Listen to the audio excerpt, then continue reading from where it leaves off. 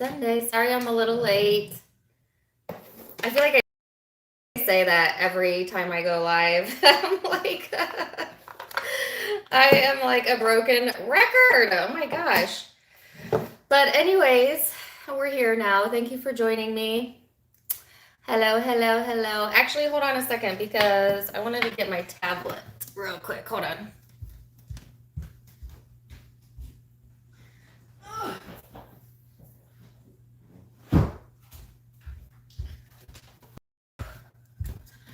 So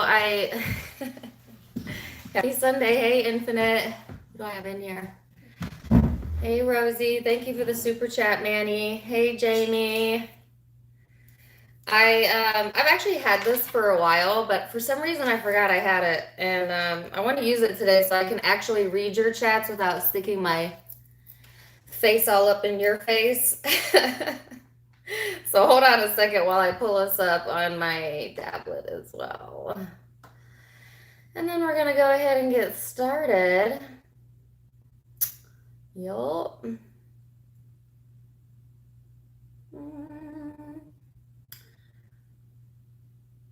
Maybe.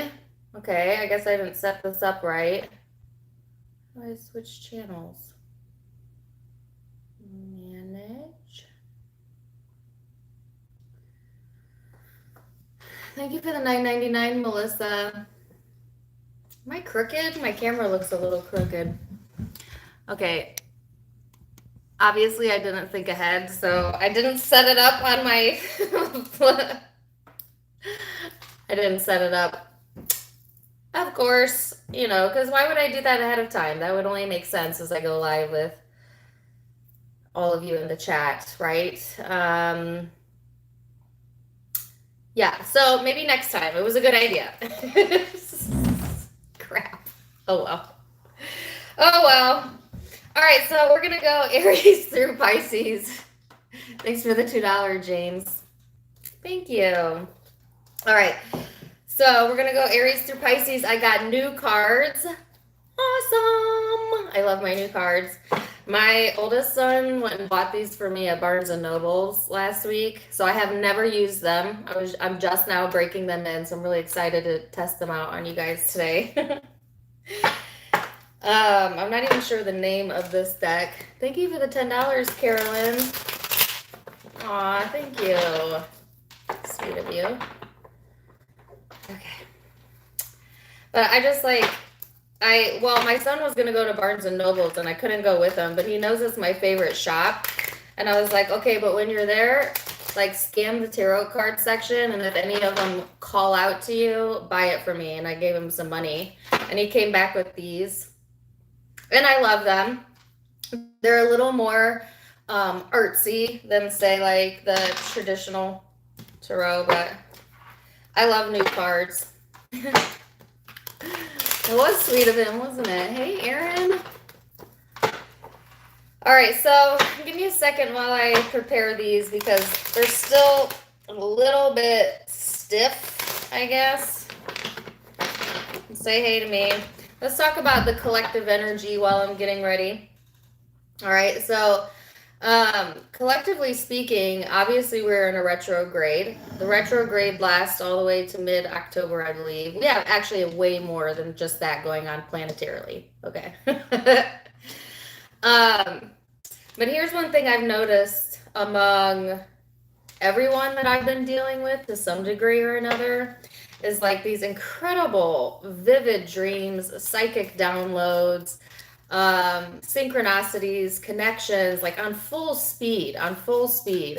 And if you follow me on my Facebook, I told a story about a prophetic dream I had about someone that was really important to me that's deceased that came to me through a dream, which I do mediumship, so it's not unusual for me to connect with the spirit world, but the dream was so vivid and so real that, and there was other people involved in it. Anyways, long story short, it turns out that the dream was a prophetic dream. Everything that happened in the dream was actually happening in real life, and all of the players that were in the dream we're actually in the real life scenario. And putting the two and two together was so amazing. Yeah, there is really no limits to what the universe can do when you're a fully open channel, when you're open to receiving. But if you want to check out that whole entire story, you can find it on Facebook. It's one of my recent videos that I did. You can find it in the video section. If you don't follow me there yet, go follow me there. How do I have 154,000 of you over here and only 8,000 over there? What's up with that? Y'all don't like Facebook? I'm just giving you stuff. You don't have to follow me over there. But I have a Facebook and Instagram if you want to follow me, and a TikTok. I'll link down below. So anyways, you might notice that you're having prophetic dreams, synchronicities, that things are lining up in a way that's blowing your mind. So be on the lookout for that, as I feel all of us, to some degree, are getting some sort of advancement. All right, so I'm feeling good about those cards now. Thank you for letting me shuffle them as they're new. I think I'm also going to use these. Get rid of these. Why am I sweating all of a sudden? Ooh. Facebook is evil. Is Facebook evil or the way you perceive it? I'm just kidding. I'm just kidding. You don't have to make a Facebook just to follow me. But if you are over there, check me out. Okay.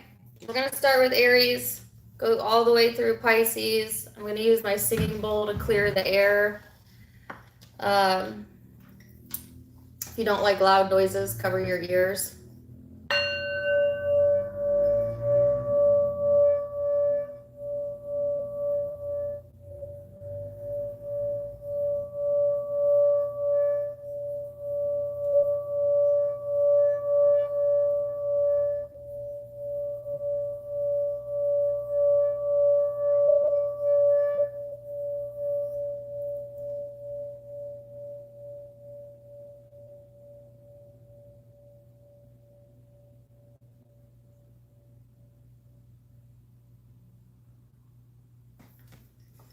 Okay.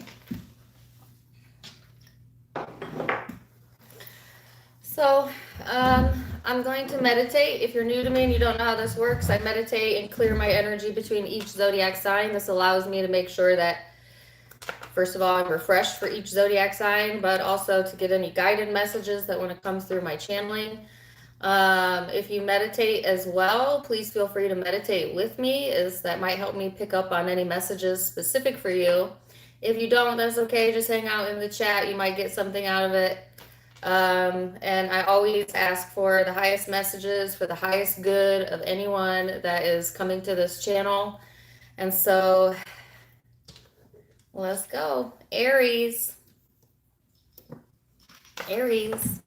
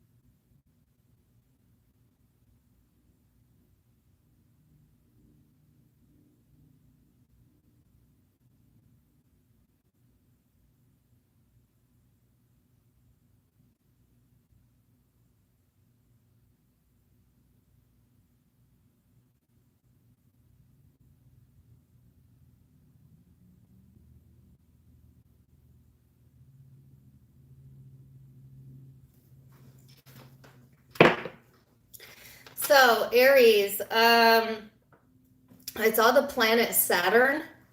I don't know.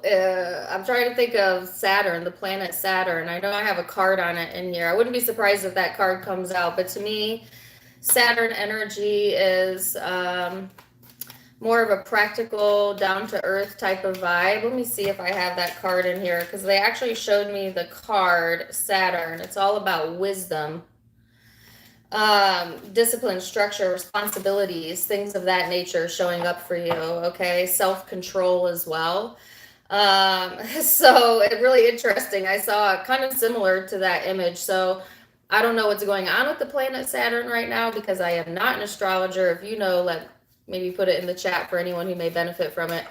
But yeah, I saw the planet Saturn, and so some of you, it's like getting back to business, getting more down to earth, getting more in control of self, in control of emotions, that very practical Saturn energy. And then I heard conjunct Uranus. I have no idea, by the way, if these are actual astrological terms. I know Rebel Angels is in here, right? She knows everything about astrology, but that's not my my forte. Thank you for the $9.99 new moon. So I know Uranus, on the other hand, is more of an erratic, kind of surprising energy, you know, hard to pin down. So maybe some of you are feeling this pull between like staying grounded, staying in control, and then this other piece of you that feels, I guess, like some sort of erratic energy coming in, or that may make you feel ungrounded. And so there's a mix of emotions going on, or a mix of energy going on, that you're going to need to balance out. All right. I also saw, interestingly enough, a centipede. I don't know what the meaning of a centipede is. Maybe you're seeing a centipede. Be on the lookout for a centipede. I'm not really sure. Seems random. And then I saw a pumpkin, which it is fall. So some of you might be fall decorating. You might like pumpkin spice everything, right? Pumpkin spice is life. All right. So something like that. So let's go ahead and get some cards out and see. Oh my gosh, I got the card of conjunction.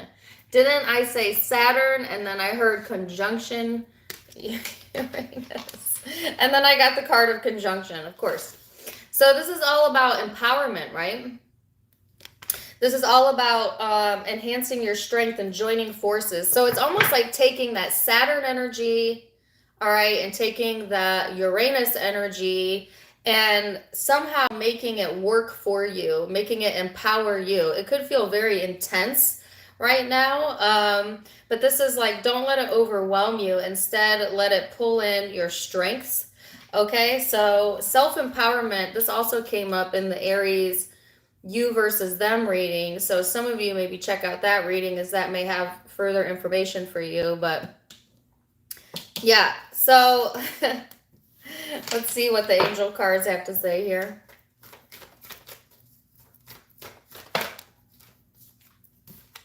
You have the moon here and the 2 of Wands. So Pisces energy, for some of you, you could have that in your chart, be dealing with someone like that. But it's like, they're getting a song, Dream. I think it's Dream Weaver. No, it's a different song. Anyway, so the dream state is being highlighted, which is what I was talking about. That's the energy for the collective that I felt, this like vivid dreaming state. Some of you, it's like making progress with some deep held emotion, and spirit encouraging you to let this empower you as opposed to overwhelm you. Okay, so instead of kind of wallowing in something, it is asking you to kind of use that as fuel for you to push forward and make some sort of progress towards your empowerment by balancing out the more practical sides of you, utilizing your self-control in what may seem like a very erratic energy or a very erratic environment, okay, as opposed to succumbing to whatever it feels erratic going on in the environment. So this is a really straight to the point. I like that type of reading, which I'm going to try and get straight to the point today, so we're not here for like a million hours as usual. So let's get some further information here for you, Aries.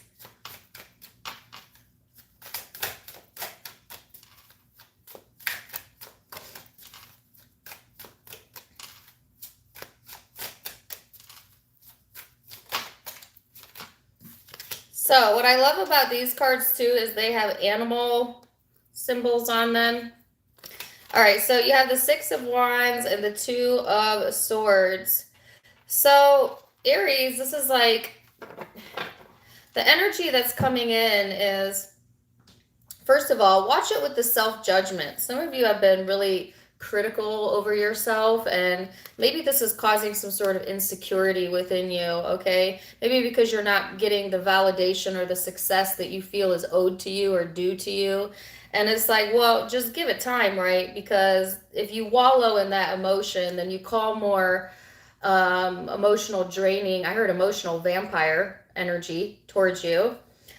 When in reality, there is new information or clarity coming after a pause. So I do feel like this retrograde giving you some pause for reflection, right? As to how you're feeling about something, because there is like being of two minds here. And it's like, I know I'm better than this. Like some of you are like, maybe actually saying that to yourself, or need to tell yourself that, like, I know that I'm more capable of this. I know that I have more to offer than this. So why am I feeling like I'm not good enough, or that I need to be something different than I am? And it's like the empowerment coming through Aries to say, you're perfect just the way that you are, okay? You know, you don't need to be or do or have anything in the eyes of Source for you to be worthy of being happy and joyous right now, right here. And I felt like a kind of a bit of emotional energy coming up when I was saying that. So some of you have been in this space where you've like not maybe consciously been aware that you haven't been giving yourself that grace, but it might just be like a light bulb, like, wow, why am I feeling that way? Why am I thinking that way? Is it because I'm letting outside validation determine how I should feel, or is this something deeper? Okay. And it's like, you know, unbeknownst to you, Aries, if you could see the situation from the highest of the high perspective, you have made an incredible amount of progress towards self-empowerment. And so it's like, okay, doubt can set in. That's fine. The retrogrades here. It's a time to pause, but you are the emperor for a reason, right? Your Aries energy. So definitely don't make any decisions though while you're down in the dumps. So if you have a bad day or you're feeling emotionally drained, that is not the time, okay, to reach out to do anything really crazy. That's the time to maybe sit on the couch and love yourself by giving yourself a reprieve. And then, like I said, this sort of light bulb, hangman energy coming in, and behind that, the 10 of Cups. So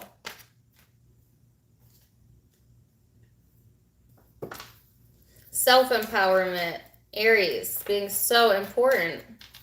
Who is the person, the energy, the person you're connecting with? Four of Swords, the King of Pentacles. I heard, do you, boo? Okay, that's something I would say. Whoever you're connecting with, they're focused on themselves right now, okay, Aries, which is why you need to focus on yourself, because some of you are giving this person too much of your attention, too much of your energy, and it's draining you, not them. You know, especially if you have some doubts, especially if the dreams state is playing a role into this, so like having restless sleep or whatever. This person is in this energy, whoever this is that you're connecting with during this time frame, where first of all, they're not really wanting to wear their heart on their sleeve, although they may expect you to do that, which is interesting. So this person contradicts themselves sometimes. I feel like their dream state is also being activated, okay, but they're having more restful type of dreams than you are, all right? So this person's like thinking about what they would like pleasantries like that. and really focused on maybe their practical life, their home environment, their comfort zone. See, this person is very comfortable right now, so they're not like in this hurry to change things or move the energy around. It's more just like, yeah, okay, I kind of like where I'm at right now, and I don't really feel the need to push myself out of that energy. And for some reason, I feel like you're taking this personal. Um, okay, so be careful not to take uh, other people's perceptions or life or whatever personal to you, because we're all living for ourselves at the end of the day. It's the only thing you can live for, because you can't be outside of yourself. You can't pick yourself up and be outside of you. You can only be you. Right. So this person is going into this phase where they want more equal give and take or generosity. Maybe after a time period of like creating some sort of distance here, whether that was on your part or this person's part. Whoo, why am I so sweaty? So let's get some Osho Zen cards on this.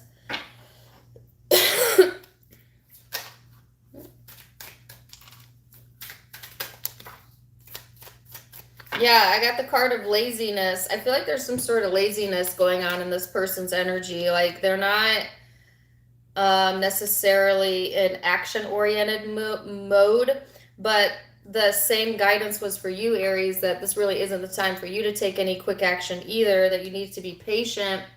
Not easy for an Aries, unless you got a lot of earth in your chart maybe, but it's like going with the flow is what's going to most empower you, Aries. And going outside of that or being impulsive or making a decisions from a place of lack or emotional overwhelmment is just going to contribute to more emotional overwhelmment. So you have a choice here.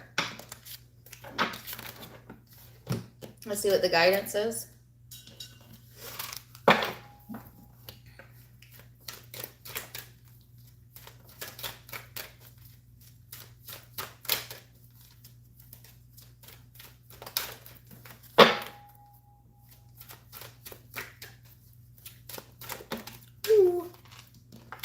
Says cleanse. Your body, mind, and soul are urging you to take time out for some much needed cleansing. Just as you wash your car, clean the house, or tidy your office, your body also needs care and attention. It's time for some spiritual, emotional, and physical cleansing. Let me tell you, this retrograde right now is not feeling like a typical retrograde to me. Actually, it's feeling more empowering than anything. So I feel like Aries, this is a good time to, yes, self-reflect, yes, take time out for yourself, but also to cleanse your energy, because I feel like when we pop out of the retrograde, it's going to be like a new, almost like they gave me the words, flip the script. Like the script is going to be flipped. Okay. It's towards the end of October, early November. Flip the script. Okay. All right. Oh, you could be dealing with Earth sign, Capricorn, Taurus, Virgo, Pisces, and then what I had the Six of Wands for you and the Two of Swords, fire, air, or that could be in your chart or the chart of the person you're dealing with.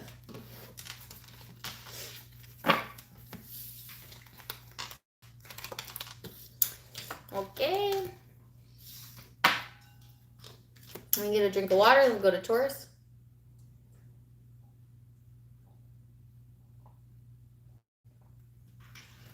Give me 1 second. Oh, I got a song in my head. I don't know if this is for Aries or Taurus. Hold on a second.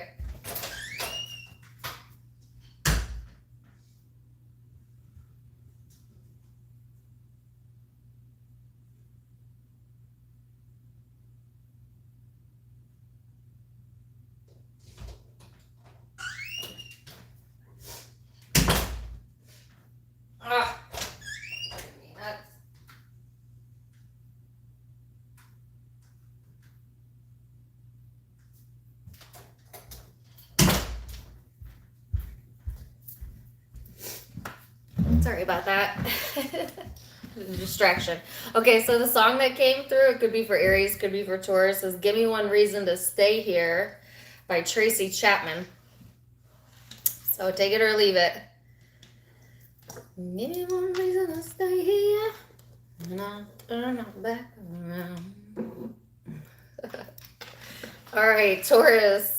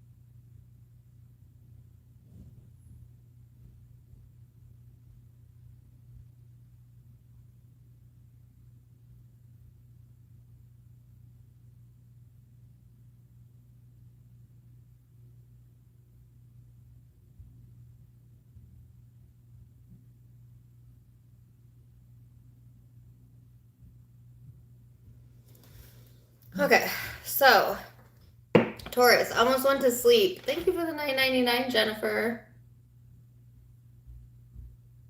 And the beautiful message. Thank you. Sorry. Taurus, sorry. I didn't mean to stay in that meditation, but like I felt like I fell asleep. Some of y'all need to get some sleep. Or like maybe you're heavy sleepers, or maybe during the retrograde, sleep is a heavy component to how you're going to feel. I do find that when we have retrogrades, I'm sleepier than usual, or like I just get fatigued a little bit easier. But also, you know, we're going into the fall season here in the US, so it's getting darker earlier, that type of energy. But I felt like I was like, I got the word heavily medicated. Okay, some of you be careful with heavily medicating, but I felt sleepy. So it's just, yeah. Now, the other message I got was about the dream state. So I started to hear the song that I got in the Aries reading, Dream, Dream, Dream, Dream. And then it quickly turned into the Evanescence song, particularly the part of Evanescence where she says, wake me up inside. Wake me up inside. Save me from my harm. So, first of all, that's an amazing song. Evanescence is a beautiful singer. Very deep song. Maybe look up the lyrics to that song. But kind of what I'm getting from that is like, after like kind of sleeping on something or sleeping on a situation, there's like a wake-up call, or like something waking up inside of the Taurus energy, that's kind of having you want to like break through the energy. So it feels like to me that there is like a heaviness here, maybe in your physical body, but it also could be emotionally, spiritually. And then the song Wake Me Up Inside, so it's like wake up, or something waking up inside of you, Taurus, but take it as it resonates. I also saw a scorpion. Some of you are dealing with a Scorpio or have Scorpio somewhere in your chart.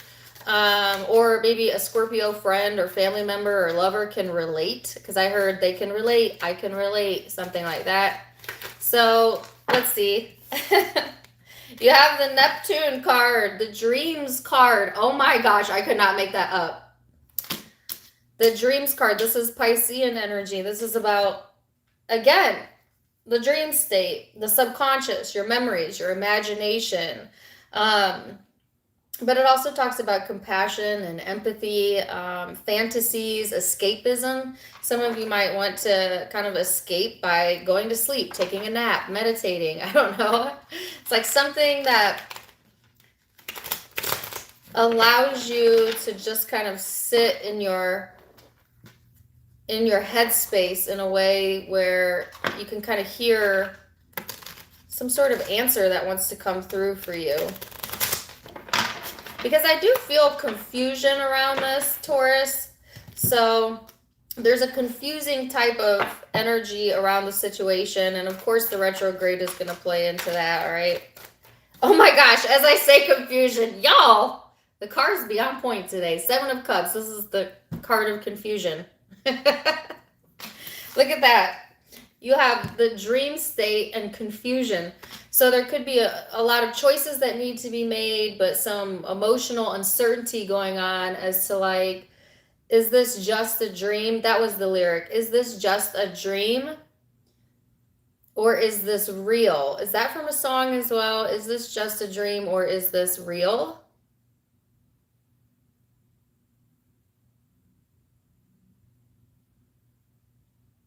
I feel like that's from a song, but I don't know. I can't hear it. Kind of like that. That could be in a good way. That could be any way you want to interpret that. But it's like, yeah. It's almost like the dream state and your reality kind of merging a little bit or intertwining during this time frame. So let's see.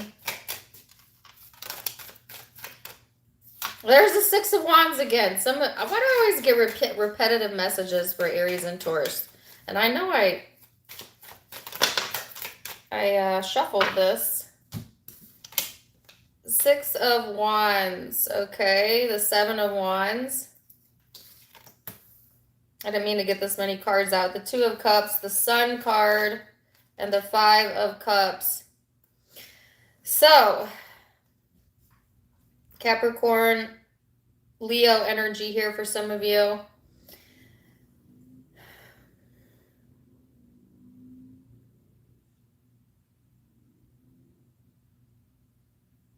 Sorry, these are new to me, so I want to make sure I'm interpreting it correctly. There's something here about the defensive mechanism or a defensiveness in the energy. I heard used against someone else.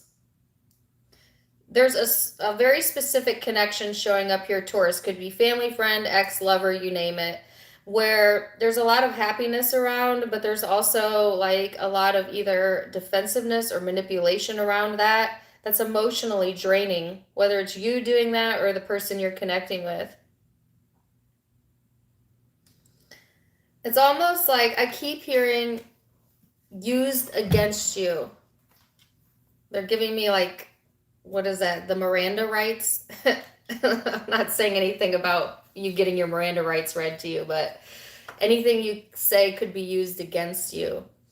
That's kind of the message that's coming through. That's a really odd message. So it could be like that's a fear of yours that if you were to kind of validate or speak your truth, that it might be used against you within a specific partnership, and you're not wanting to kind of go down that road, Taurus, because you feel like it will emotionally drain you. So some of you deciding to kind of sit with this a little bit longer, but yeah, obsessing over it. There's some sort of obsession around this or fixation going on. I heard the powers that be. This is a weird message. Well, here's the thing. Going from the 6 to the 7 of Wands, some of you, it's like, if you get a lot of attention, Taurus, you know, for whatever reason, maybe because you're good at something or the way you look or whatever.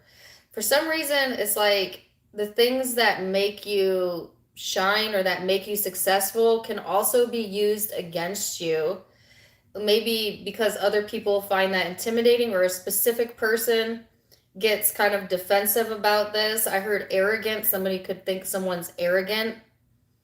And then they keep giving me the lyric, "Wake me up inside." I feel like whatever the situation is, it feels heavy to me, and is creating more of a burden than it needs to. And it's like, well, the wake up call is that you get to define your worth, not someone else, not other people. And by like fixating on something, it pulls you down into a lower level energy that drains you. So that's not where you want to put your focus. I heard, who, me? Yes, you. That's from a song too. I can't think of the song. Who, me? Yes, you. It's almost like someone is saying, me?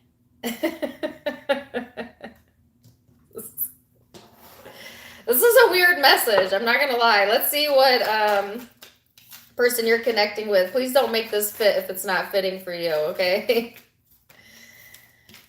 Three of Wands, the Temperance, the Ace of Wands. Ooh, there's that Five of Cups again.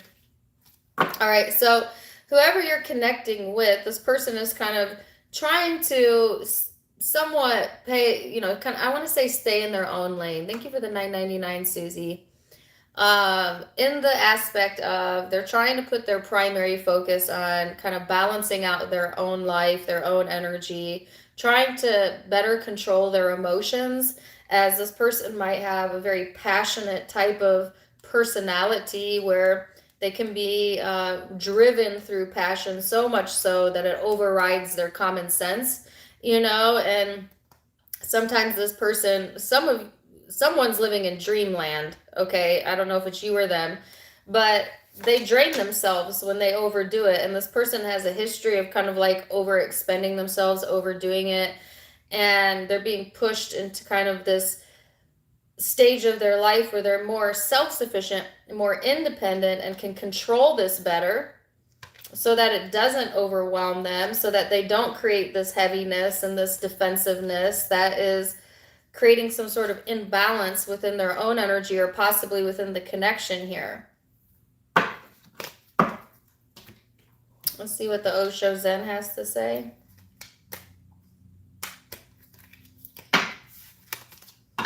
Thank you for the $5. I can't read your name, unfortunately, but thank you. Let's see what the Osho Zen has to say. Dill Hill. I like your name. Oh my gosh, y'all, I could not make this up. The card of burdens and schizophrenia. Now, I don't take that to mean this person actually has mental illness, although mental illness could play a role in this connection. Thank you for the $9.99, Nancy. Dang, y'all be so good to me today. Why you do that? Okay, then you have postponement and rebirth. So, Taurus, for you, it might feel like a kind of a stagnant heaviness, but it's like the universe is purposely postponing, or maybe you're purposely postponing something until you're clear on what you want. And I think that's a good idea, because there is some sort of death and rebirth coming for you, likely once the retrograde moves out mid to late October. All right, so I feel like wake me up inside, that definitely is coming in your energy. This person creates their own burdens because maybe they have a hard time seeing the reality of something, you know, or being able to bridge the gap between like imaginative thought and real life. Okay, there is a fine line between being open and spiritual versus being disillusioned and disconnected. And so this person may be bordering on that, and it's creating a lot of burdensome energy because they do have a lot of confusion going on, which is why they're being guided to kind of take better care of themselves and figure out what it is that they want, what they really want during this time frame. So you could be dealing with Leo. I saw a Scorpio image in my mind. Leo, Scorpio, Pisces, Sagittarius. Could be Aries as well. And Capricorn. Okay.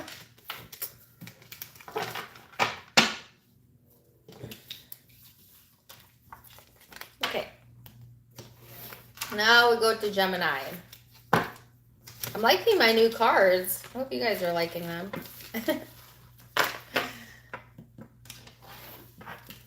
Gemini.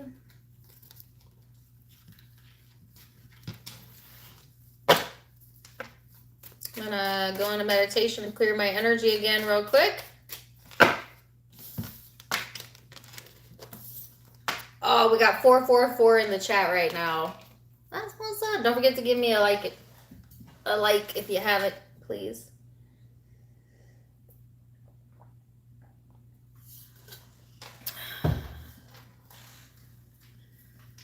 I've been seeing 444 a lot lately. I don't know if anybody else has been seeing that number sequence. That could also be a message for Taurus or Gemini.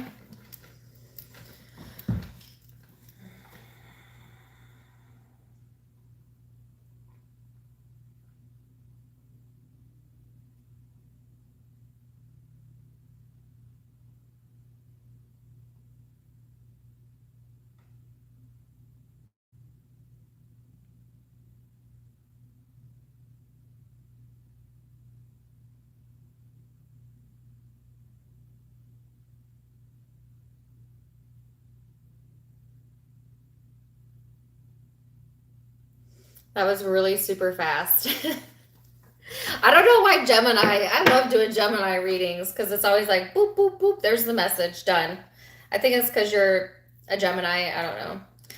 I heard a song from Biggie Smalls, specifically this lyric, "Damn right, this is the life I live. I went from negative to positive, and it's all good. And if you don't know, now you know." You know very well who you are. Don't let you down. Reach for the stars. You guys know that song? So I actually did a TikTok to that song, a skating TikTok to that song. But it was a few weeks ago. So I love that song. But whether you like the song, the artist, doesn't matter. It's mostly about the symbolism of the lyrics. Like going from negative to positive, right? It's a very uplifting song about how Biggie Smalls changed his life around. Of course, we kind of know how that ended, but you know, it still was uplifting. And it's like coming from nothing to something. Some of you might actually have lived a life similar to that, where you came from nothing and now you're something, from negative to positive. Maybe you had a very rough childhood or a very negative early life experience. I keep getting generational messages for Gemini. And now it's like being proud of yourself for the life that you're living now, or that's where your life path was, that all of that happened for a reason, so that you could go from negative to positive, because they also showed me the twins and the twin towers. That may also validate something for someone. And it's all good. And if you don't know, now you know.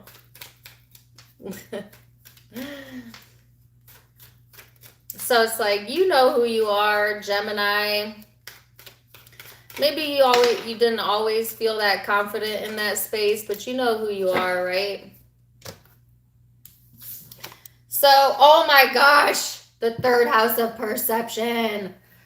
Y'all, this is the house that you rule, Gemini. So this is speech, thought, social media, communication.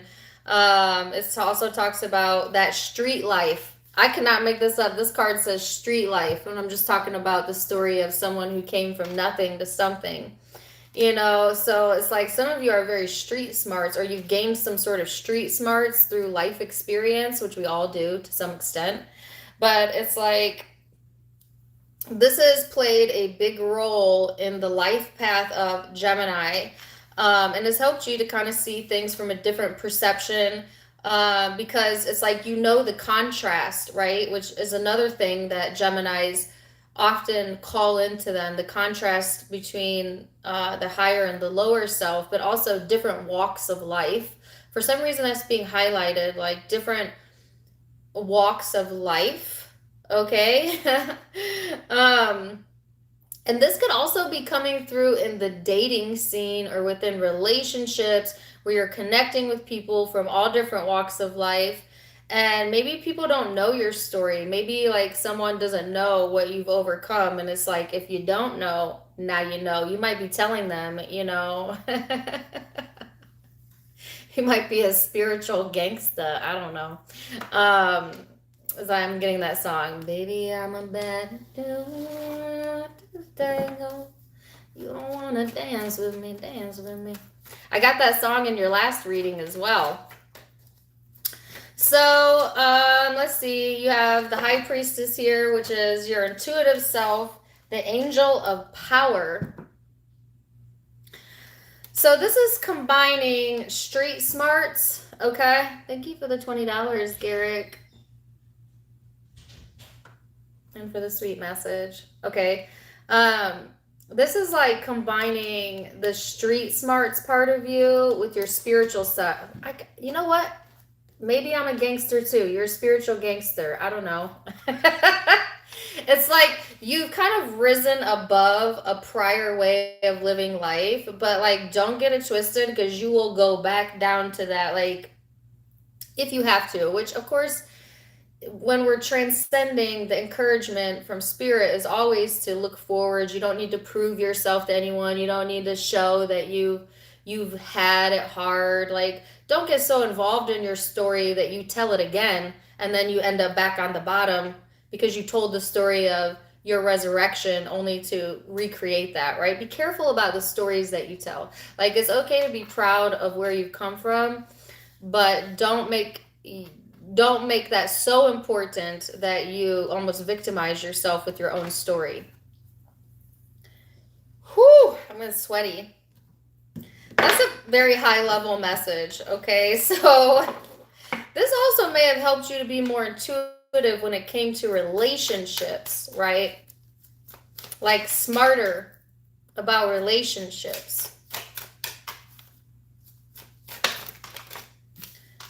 The Eight of Wands and the Ace of Wands. Wow. And the Six of Wands. Again, I keep putting this card back. It keeps coming out. Two of Discs. So, Gemini, first of all, a lot of communication coming through. And this could be in regards to creative pursuits or passions or things that make you feel lit up. I heard lit up like a Christmas tree. I don't know what that means. But it's all fire energy, right? It's like getting the validation, the communication, the passion, all of what you want, because you know very well who you are, right? Or you're coming into this space in your life where you are feeling more comfortable with the perception you hold of yourself, and it's coming from your some higher awareness that you've achieved through maybe a difficult time or a difficult early life. But I feel like things are squaring up is the word that they're giving me.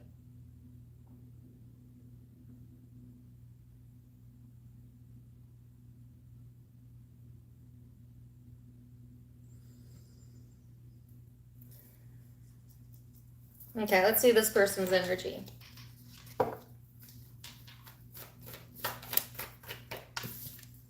The Death card in the reverse, Scorpio energy for some of you. Eight of Swords, King of Swords, air energy. So this came out in the reverse, actually. This person is resisting change, which is really keeping them stuck in this place of like shoulda, coulda, wouldas, or insecurities. It's definitely got them in a headspace that's not allowing growth yet. although this person has a lot of growth potential coming in, once things start moving forward again, or once something is communicated, this person's holding themselves back. Sorry, another song come through. Thank you for the $5. Then I heard there's nothing holding them back. Well, they are holding themselves back. There's nothing outside of them holding them back, but it is, I heard a self-fulfilling prophecy where maybe this person like lends too much importance to the darker thoughts, to the shadow thoughts, and this inhibits them from making some changes in their life that they're being called and guided to change, okay? Now, you're in this very inspiring state where you might be changing quite a bit, or going into this phase where you're going to go through some major changes, and it might force this person to then have to transmute the energy and release themselves from this headspace that keeps them from tapping into their own potential, right? So we often inspire others through our connections. Sometimes it doesn't feel like that's what we're doing for another, but oftentimes that we act as catalysts for growth in other people. Relationships are nothing but agreements to be a catalyst in each other's life to kind of stimulate growth. Whether that comes through in a way that feels good or bad matters not. There's growth. So it's like reclaiming your power, Gemini, and this person needing to do the same, but they're not quite there yet.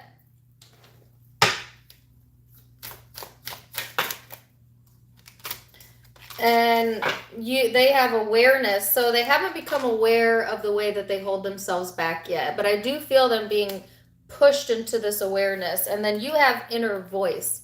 So this is like listening to your inner dialogue. Some of you might have a very busy inner dialogue going on right now, and letting that help guide you to inspired action, especially when it comes to things that make you feel heard, validated, successful, make you feel good because you went from negative to positive. Don't make me sing that song to you again. Okay. All right, let's see what the guidance is then.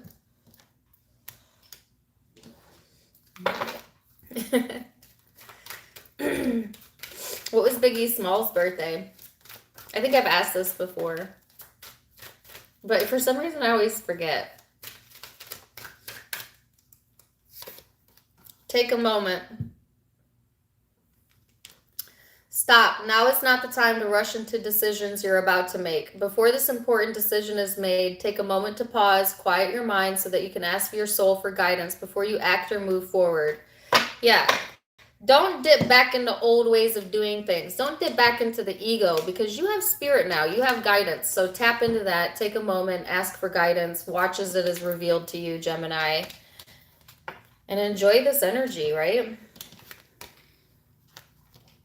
Could be dealing with Scorpio, Sagittarius, another Gemini, Aries, Leo, or have that in your chart. All right. Why am I so sweaty today? What's up with that? Who's next? Cancer.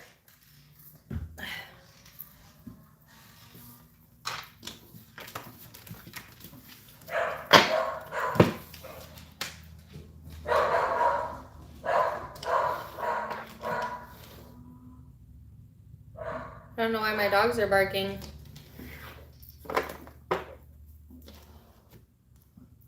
It's weird.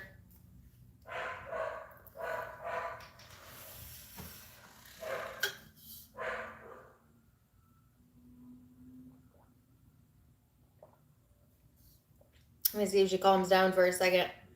Cancer.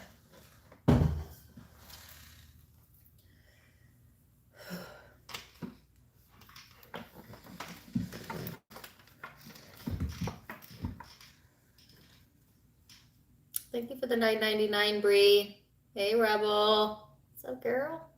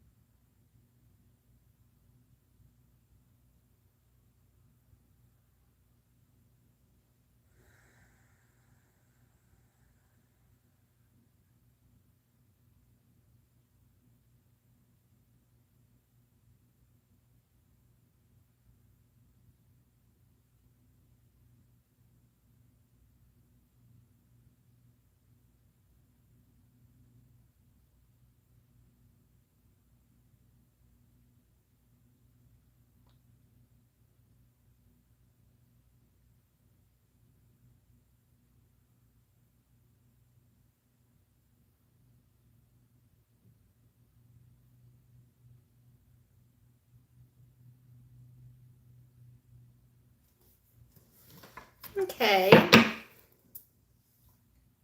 Okay, Cancer. I got the word pleasantries. Okay. Overall, I felt kind of a pleasant energy, but there was an irritation that kept coming through, and it was like every time I would try and get a message in, I felt like an irritation. I also felt like itchiness. I don't know why that is. Some of you got rashes or you're itchy or eczema, stuff like that going on. I don't know. Take it as it resonates. But even if it's not that, literally that, it could be like this kind of, it's a small irritation, right? It's nothing major, big that has to be handled right now. It's just like the small irritation that is kind of lingering within the Cancerian energy.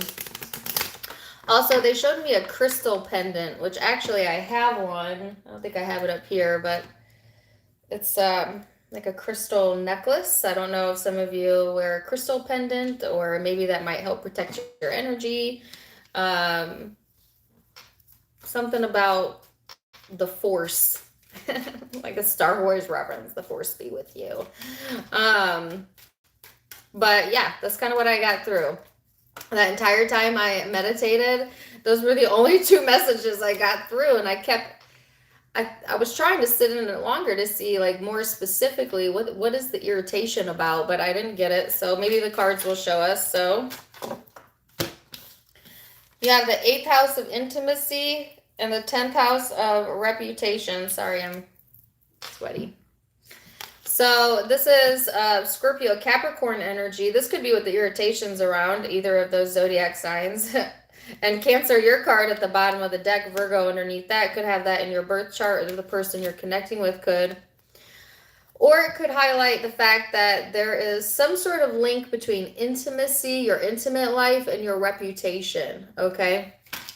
Because the 8th house is talking about contract, sex, intimacy, intensity. It could be a very secretive, very mysterious type of vibe. And then the 10th house is this much more solid energy that talks about your responsibilities, your achievements, your reputation, your career, the things that you've built up for yourself within the 3D world, right? So it's almost like combining kind of the 5D with the 3D, or the shadow with the more practical parts of you. So some of you have some secrets here, okay, around the intimacy sector. Oh, this could be something that's going on in the background. Maybe you're not letting other people know this because of your reputation, or somehow you feel like you need to put your reputation first, or the person you're connecting with may be very concerned with their reputation, even though they have secrets going on. I've been getting some really weird messages in the Cancerian readings lately, but something like that going on there. So let's see.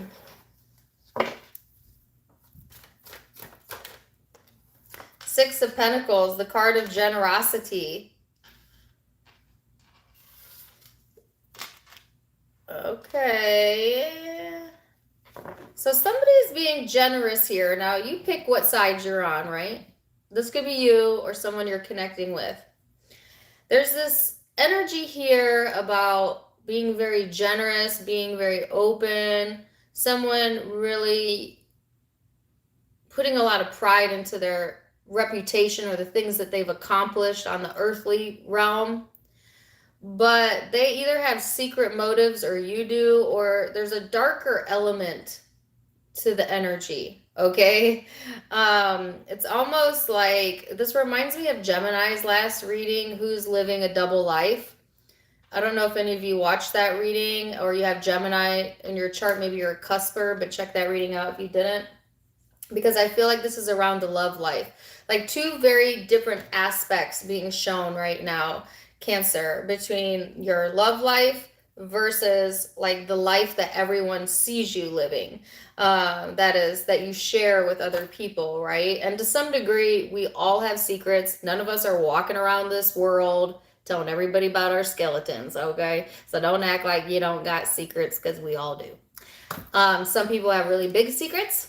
Some people have just minor secrets. But there's something about that causing some sort of irritation, though, in the energy or in the back of your mind. And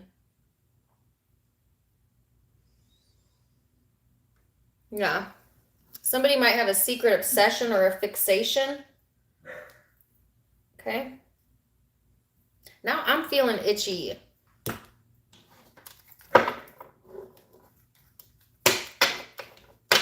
Maybe it creates like a...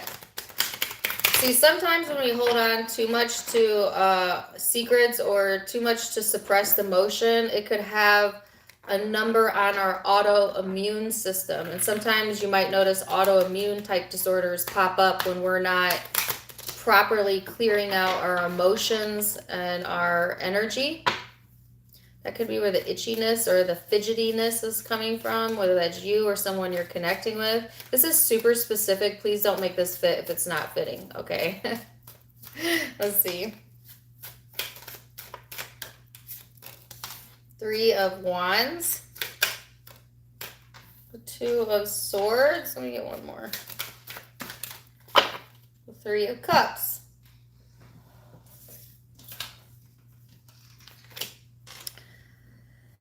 So, there's 2 cards with 3s. 3, 3, 3. It might be also a significant number for you. Look for that as a sign. I feel like there is this all speed ahead type of energy, and then this immediate doubt of whether or not you're making the right decision. And it could be around more than one relationship. Some of you, this is a third-party relationship. I don't really care to read about those. Not because I have any judgment towards it, but because it always gets really convoluted. Thank you for the $5, Scorpio sun. If you're in that situation, you would be aware of it. So let me go to that group of you. Some of you have more than one person showing up. There's decisions that need to be made, but someone's at a crossroads. This is being kept hidden because someone fears like their reputation would be damaged. That could be you, that could be them. That's if you have a third party situation going on. And let me tell you, if that's the case, as long as you hold on to these insecurities around it, you will likely manifest that. You know, and also, who cares what people think? Okay, because people do all kinds of things in secret. You don't know that you know nothing about. I'm not justifying anything. I'm just saying always leave other people's opinion out of it, because they're not living your life. They're not feeling what you're feeling. They're not, you know, and yeah. If you're not in a third party situation, there is this opportunity to move forward with something, but your insecurity kind of blocking that, or there is like doubt around this, but things really are coming together. Now, it could be that you feel really good about where you're at, maybe with reputation, but when it comes to your intimate life and not feeling like things always are jiving, okay, or things going well in your intimate life, but then your career isn't really matching. There's a mismatch here. But it's like, if you're patient, right, this is the card of patience, then the Knight of Cups comes in, which is like emotional expression here that allows things to kind of reconcile within the energy and to plant you on solid ground again. I still have that Biggie Smalls song coming through, so some of you are connecting with the Gemini reading as well. Let's see. 9 of Wands. The 9 of Swords. Holy cow. The Devil. So, this person has some skeletons in their closet that you may or may not be aware of. Some of you are not aware. They keep it very much guarded, very much protective over this, whatever this information is, but it does make them feel bad. You know, like I feel like this person isn't like justifying it in their head and rationalizing it to where they feel good about whatever this is that they're hiding. I do feel that they have a conscience, that they feel bad. That they're trying to stay quiet to keep the peace, but it is weighing on this person's conscience, you know, and it's creating some space, separation, or defensiveness here. And you might not know where this is coming from, you know, but that's where it's coming from. And it's got something to do with the reputation and the intimacy factor. This person may also be battling some codependencies, obsessions, fixations, the shadow showing up here. I think they're trying to come at ease with this. They're trying to come at peace with this. They're wanting to feel good about themselves, but they're having difficulty seeing the good in themselves or in others. Like this person's conscience is weighing heavily on them during this time frame. They're afraid that they may make a wrong decision or that no one will understand, that they'll be alone. These are all fear-based thoughts, meaning that that's not necessarily the truth. That's just where they're at in their headspace. You might be completely unaware that this person is going through all of this inner turmoil, Cancer. And like for you, it's like full speed ahead and things coming together and yada, yada, yada. And like I heard unbeknownst to you. Or maybe you are aware, but you don't have the full picture, the full story of something. Well, just be patient because eventually somebody's going to emotionally express, because this will become too heavy, that either a tower would come in for this person or they would create that tower eventually, because you can't live in the shadow for too long before spirit is going to call this person forward to claim their joy again. So it's temporary.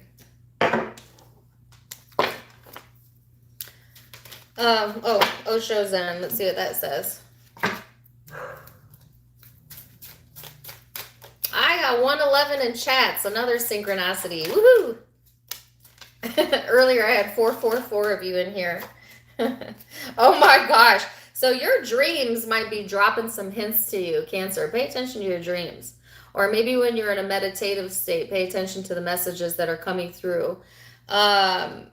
There is like a dreaminess around this, or maybe even elusive energy around this. This person has completion, so there's some missing puzzle piece that has yet to come into completion for this person, but I do feel they're being guided in that direction. Don't forget, you have guidance, but this person has guidance as well.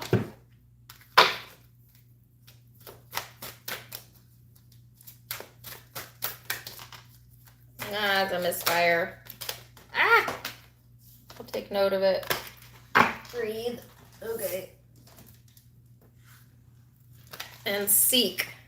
So you got the card of breathe and seek, and then vulnerability.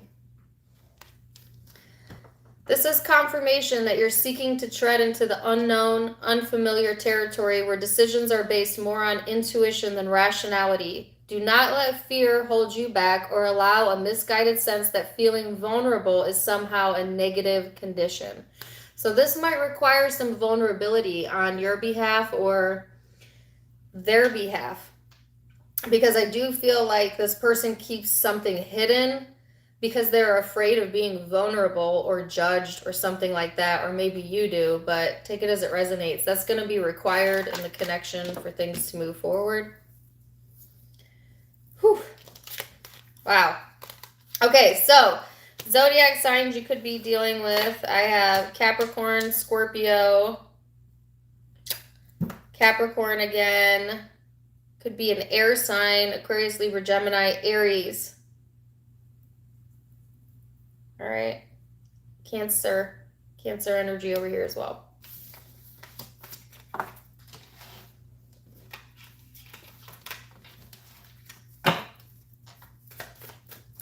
All right, Leo. Thank you for the $10, Jennifer. Aw, 36-hour shift. Goodness, that should be illegal. Girl, get some sleep. All right, Leo.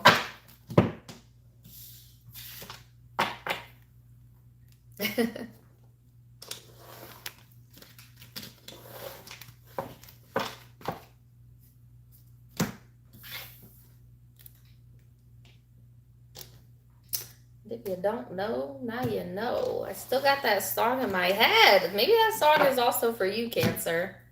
Biggie Smalls. And if you don't know, now you know. Okay.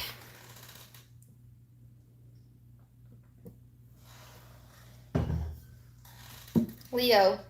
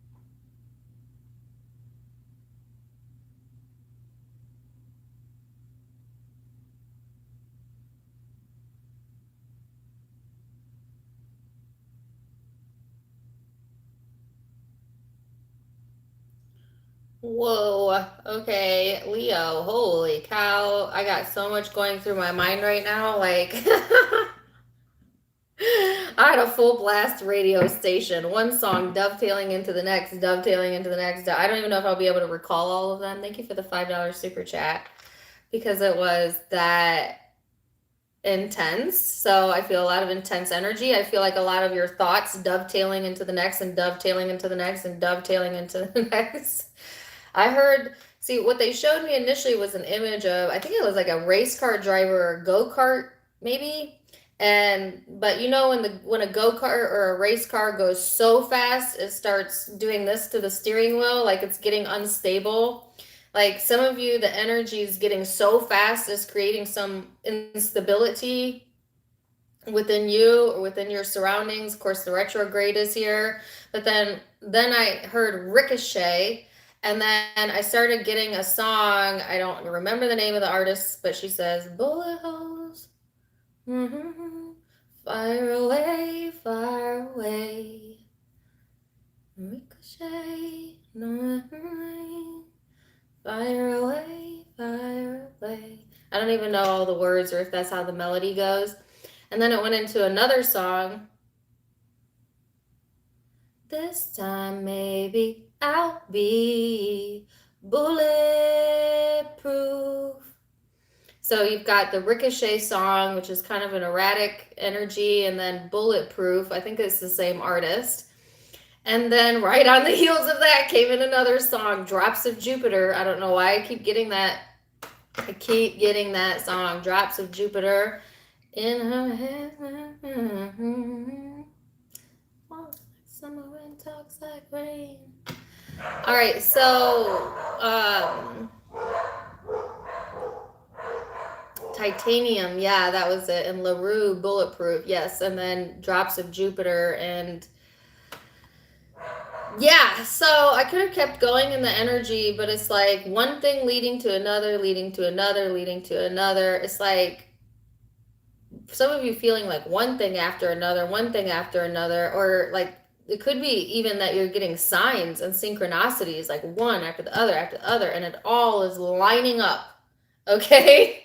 So take it as it resonates with you. All of you are going to feel this in a different way, but it's all connected. It's all dovetailing right now in the energy. So let's get some cards out.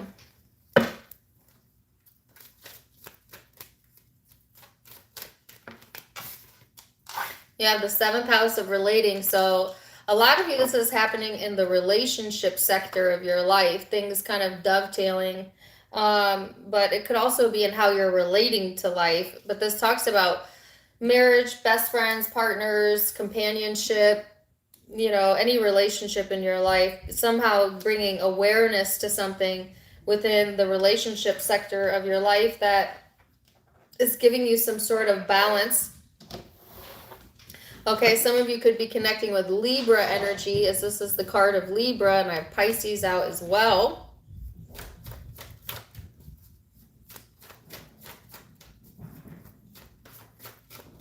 Thank you for the $9.99, Irene. All right, so let's see what other cards we get out. First of all, I don't take messages practically, but like seriously, for some reason, I'm coming back to the road rage type of image, or this irritable type of reckless, maybe even energy. I don't know if this is you or someone you're connecting with, but caution with that, okay? So don't be like speeding down the highway during a retrograde, okay? Don't be, if you're running late, just be late. Just be late. It don't even matter. Like, pay attention. Pay attention, okay? Just a side note. 8 of Cups. So some of you have had to maybe walk away from a relationship because there was this reckless abandonment type of energy going on. Some of you, it's not so much that, it's just like there's something that needs to leave or is kind of being called out of your life when it comes to emotions, like needing to let something go or needing to let yourself breathe a little bit more, knowing when to kind of walk away so that you can regain your balance and think of things clearly, right? Because when the energy speeds up like that and it feels like boom, boom, boom, one thing after another, or all of these thoughts converging, it could be really easy to make decisions that you wouldn't normally make if you had clarity, if you had peace of mind. So sometimes creating emotional space, physical space, whatever it is that you're looking for, can be very therapeutic in that it gives you time to kind of think things through. And you certainly don't want to be making impulsive decisions during a retrograde, especially since the retrograde is happening in the sign of Libra, which is the sign of love and relationships. So Leo, you might notice like the past coming back within relationships, or past issues resurfacing, or past emotions that you thought you were done with. All of that like drudged up from this retrograde, okay? But this time you're different, right? You're not the same person this time, because I got that song, "This Time, Baby, I'll Be Bulletproof." So it's like, this isn't your first rodeo, you know, this ain't your first time in the ring. I feel like the situation may feel the same, but you're not the same, or this person isn't. Okay, so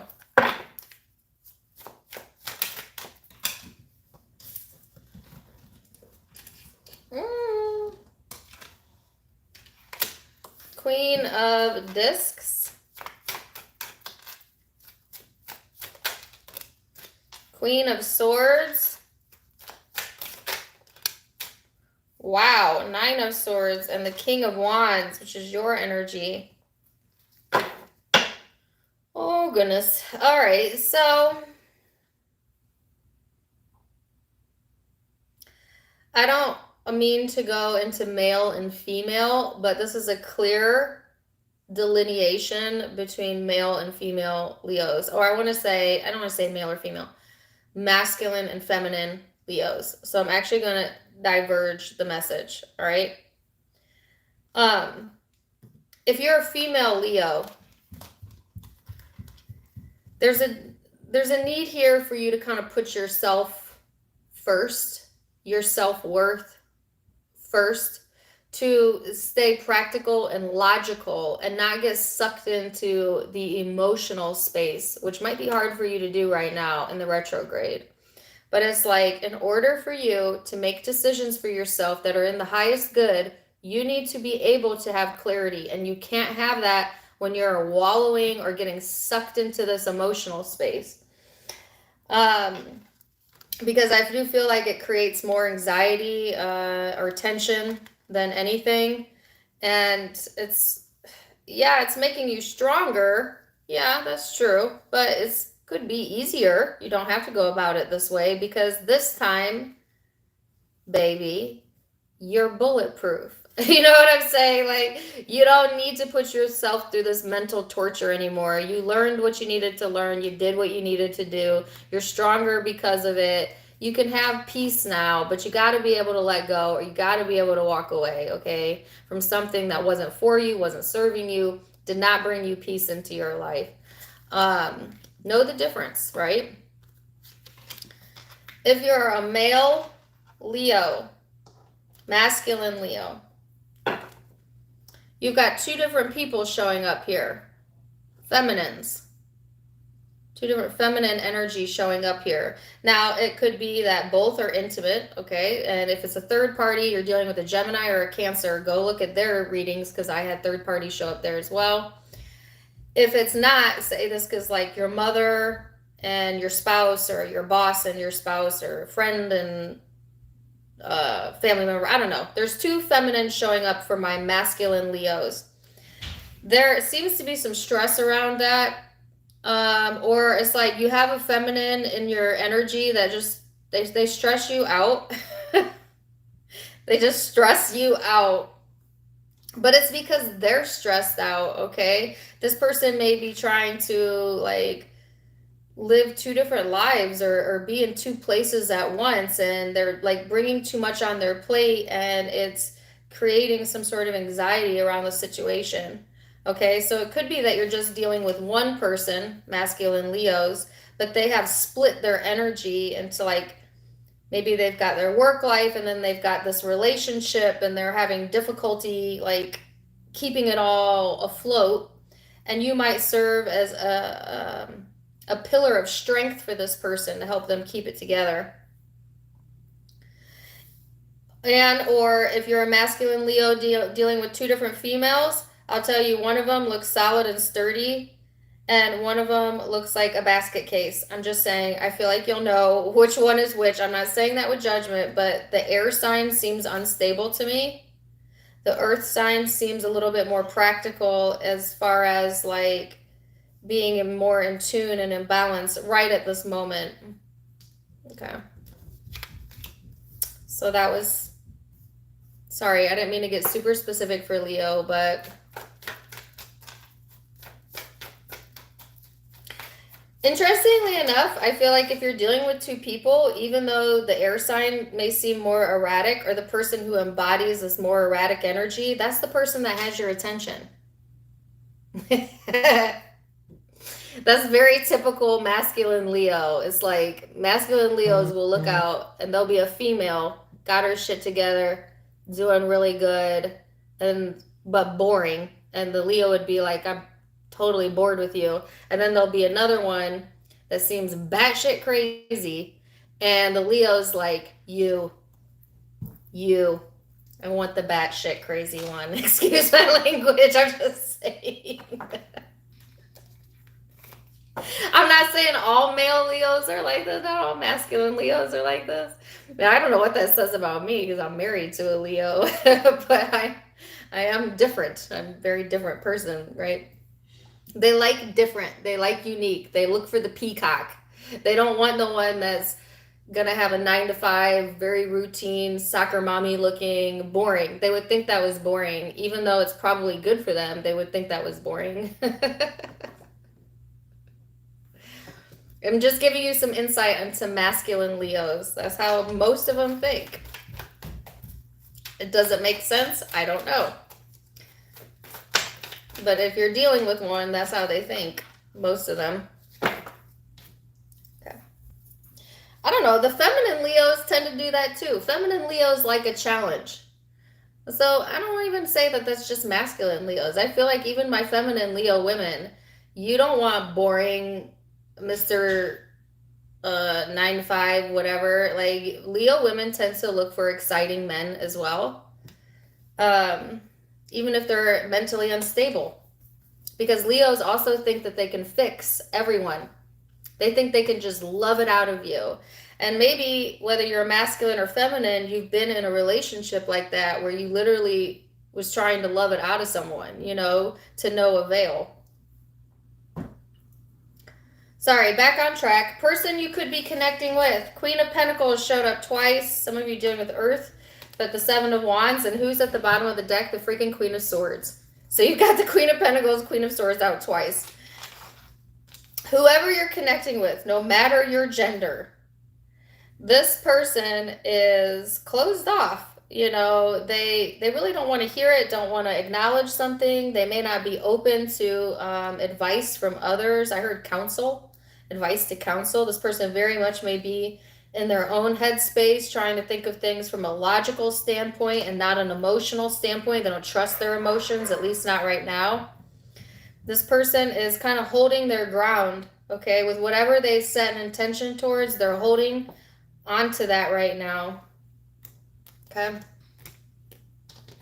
I hope you could have followed me there, because that was kind of all over the place, but...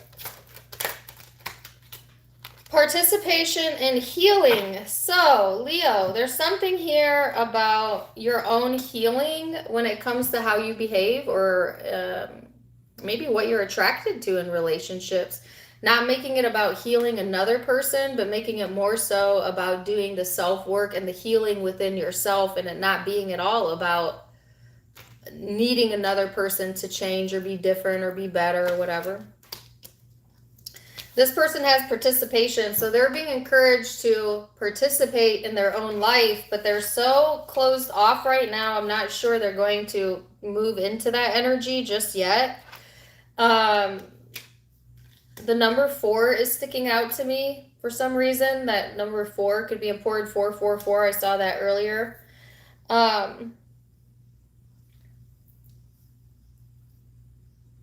Yeah. It's like they're being called to come out of their bubble, but they're very stubborn energy. It's very stubborn energy showing up here. See what the guidance is. My hair's sticking out. Don't mind I keep moving my hair around. It's not because I think I look amazing. It's because I'm sweating. Like, literally. I don't know if someone turned the thermostat up, but I don't want to get up and look. Or if it's just the energy moving through my body, but I feel like I'm sitting in a sauna right now. Just side note. It says inspire passion and believe. Inspire passion. Life devoid of passion can be a boring, uninspired, blank canvas. Oh my gosh. That's what I just said.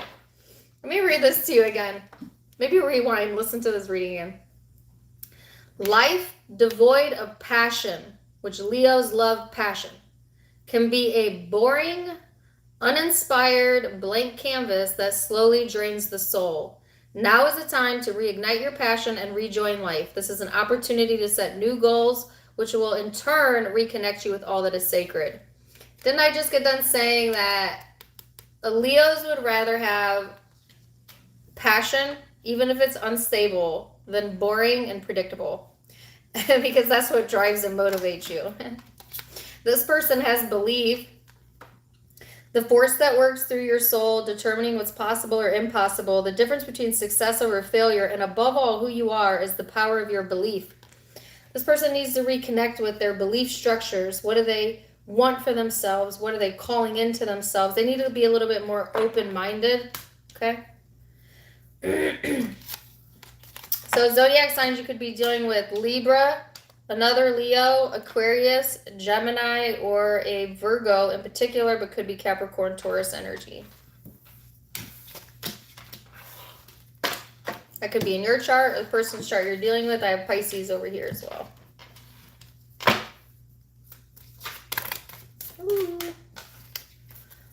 right, so now we're going to go to Virgo.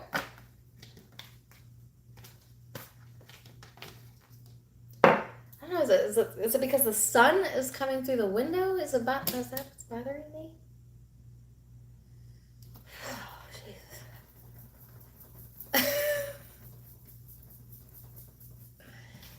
maybe if I move over here.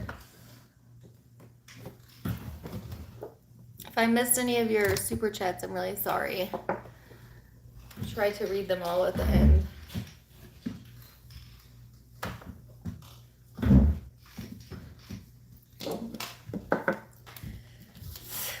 Okay. Virgo.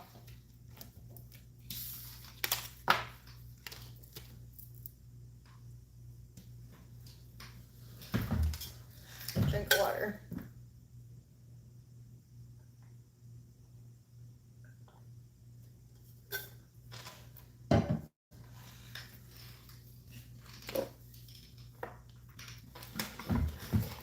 Ooh. All right. More comfortable now. Thank you for being patient with me as I continually move around and play with my hair.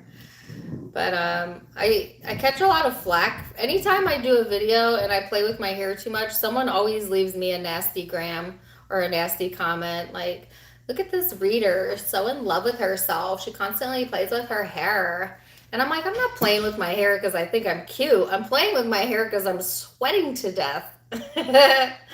Although, you know, I'm cute. Just kidding. I'm kidding. I'm not kidding. I think it's okay to have good self-esteem, Brenda. You know, maybe you should go check yourself. That's my ego coming out. People leave me the craziest stuff sometimes, but that's right. Sorry, not sorry. If I want to twirl my hair, I'll twirl my hair. But for real, it's mostly because I'm uncomfortable. And I have ADD, which doesn't help. So anyways, blah, blah, blah. Who cares? Virgo.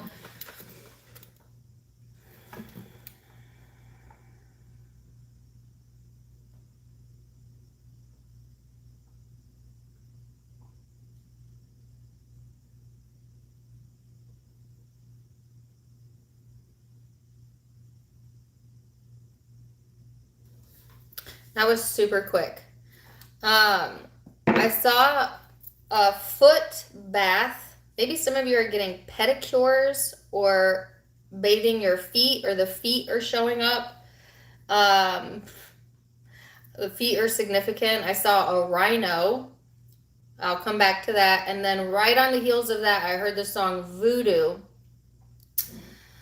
I'm coming back again. Do you guys know that song? I did a TikTok with that song too recently, a week or so ago, by Godsmack, Voodoo.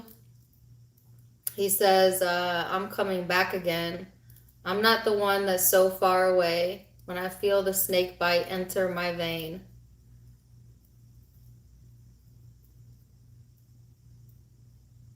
So that's a really interesting song. It's the song I posted for what Mercury retrograde might feel like in your relationship sector right now. Like, same thing I said with Leo, past issues coming up and almost feeling like voodoo, like why, deja vu, like why is this occurring again? Or things that you thought were dealt with coming up to the surface, okay? It might be nice for you to get a nice bath, foot bath, pedicure, I don't know, take care of yourself, relax as much as you can. Because the rhino, let's go back to that, was charging towards me. So it's almost like this powerful energy force kind of charging through the Virgo energy and going back again, you know. And I know a Virgo right now that went back to an old home that she had to fix it up. And she said when she walked into the house, all of these old memories flooded in. And it overwhelmed her emotionally because she had moved past a lot of that. But going back to the childhood home, like, kind of brought it back to her. And I'm getting the Miranda Lambert song now.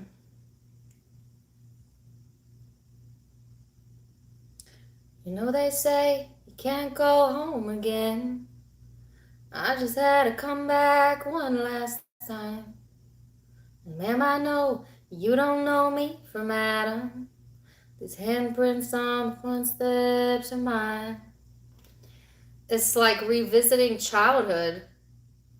I know a Virgo that's actually revisiting the physical location from earlier on in her life right now. But it doesn't have to be actually going back to a physical location. It's just like that type of energy coming through, Virgo, of reliving your childhood.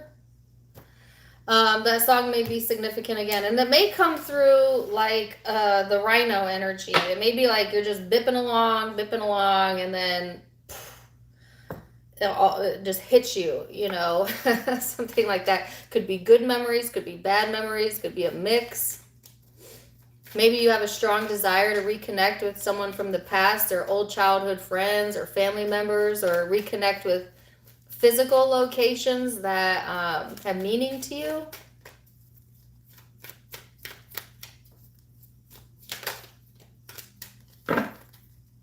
I love that song. I used to sing that song for my dad. My dad built all of our houses. He's also a Virgo. My dad is a master at building houses. He always built beautiful houses. Self-taught for the most part. But when we used to sit around like the fire and stuff, when the family would be over, I would sing that song, and it brought my dad to tears every time I would sing it, because it's literally like what actually happened in my childhood. It's like she wrote that song for me. So actually that is like making me emotional because it has significance to my own father. But I don't believe in coincidences. So some of you, this could be connecting with the father, the parental structure, memories coming up around that, or it's much deeper than just like one relationship, you know? So anyways, you have Mercury here, and this is the card of communication, also Gemini energy. Some of you could be dealing with the Gemini, have that in your chart. I'm getting a lot of nostalgia, but this card also talks about learning something new. So it's like learning something new about the past because you're seeing it through a different set of eyes, you know? Something like that. There's an awareness coming through here, and it's changing your perception, and it's almost changing the narrative of a relationship, of the story you've told, of, you know, sometimes like when we're going through something, we think we're seeing it so clearly, but then it's like time passes and we look back, like say looking back onto our childhood. Now that we've been through what we've been through and we've grown through what we've grown through, we can look back and see the past through a whole different lens. And sometimes healing can come through in that way, right? Because you can see maybe something different that you didn't see before, or have more empathy towards something that you've not been able to have that empathy for because there's some separation of time and distance there. So then you have the King of Cups, water energy. This is the card of commitment. So there might be communication too around relationships, commitments. This runs so much deeper, like I said, deeper than one relationship. This is something that's impacting multiple areas of your life or multiple relationships, but it's wrapped around how you communicate within commitments.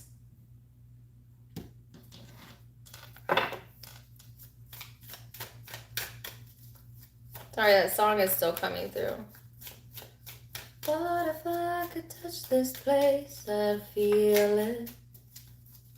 This brokenness inside me might start healing. Out here it's like I'm someone else. I just thought I'm myself. Ooh,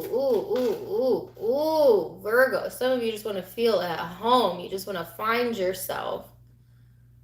That's so similar to the message I got in the you versus them reading. Knight of Wands.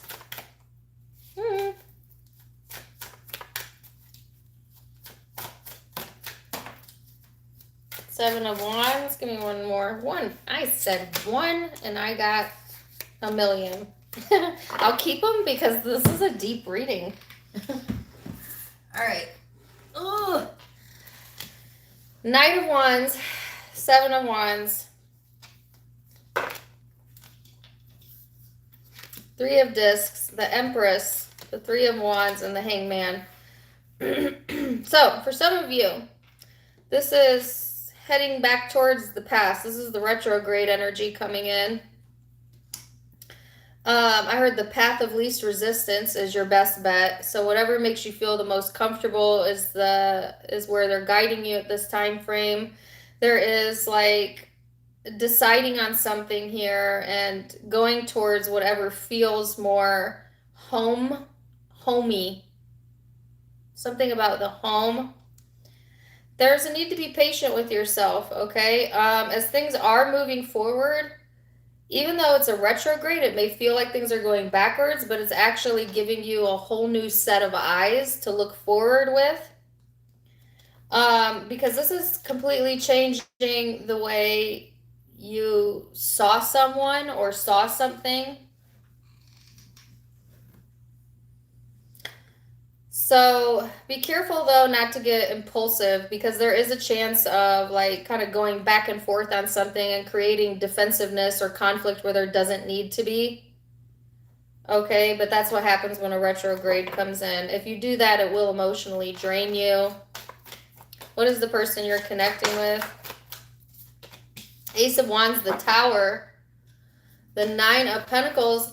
So Virgo, whoever you're connecting with, this person is having major changes in the way that they are perceiving things. It's almost like y'all are going through the same thing. It could be that your cross watcher is resonating with this reading just as much as you are. For real. This person's running things through their mind like a projector. Also, their father figure may have had a big impact on how this person behaves and communicates in commitments. This person is changing things that they thought were solid because their awareness is opening up. Their perception is changing. Okay? And it has them going into this more self-sufficient phase of their life where they may have to take some risks, but it'll be worth it. And again, the mother, father, parental structure showing up here as well on this person's side. Wow. This is a deep reading. It was a bit unexpected, right? Let's get some Osho Zen cards out.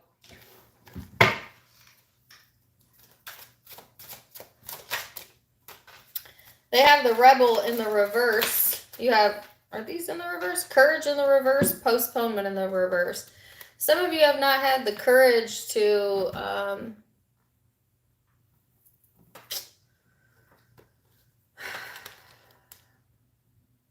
some of you have been postponing. Let me rephrase this. Some of you have been postponing some things in your life because you haven't had the courage to do so yet. Maybe things haven't been ready for you yet. Oftentimes when we're not feeling ready, that's a sign that maybe we should wait. And I would say wait, because the retrograde is here. And so I think I would wait till the energy clears up, but it's up to you. This person has the Rebel in reverse, so they're trying to play it safe. It could be that this person has suppressed their own inner child or inner rebel. And that could be really popping to the surface. It could also be creating some instability within their energy, because this person may have been born to kind of rebel a little bit against some preconditioned thinking around commitments.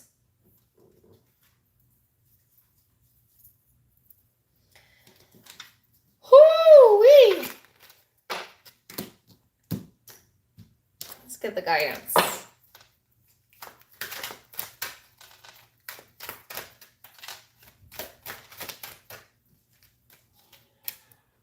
Nature, give back. So I have another song coming in. just cast aside. You don't even know I'm alive. You just walk on by, don't care to see me cry.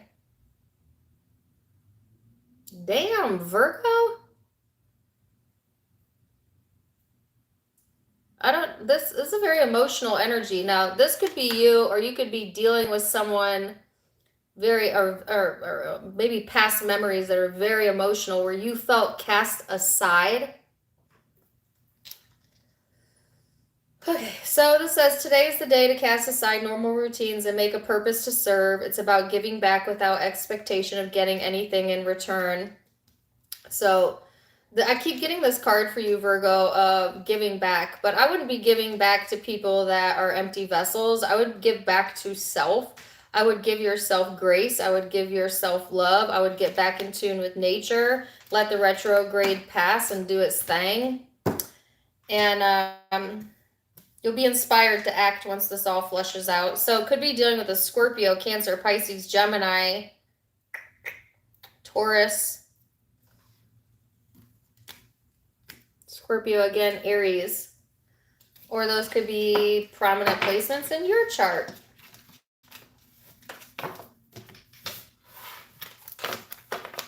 You just walk on by, don't care to see me cry.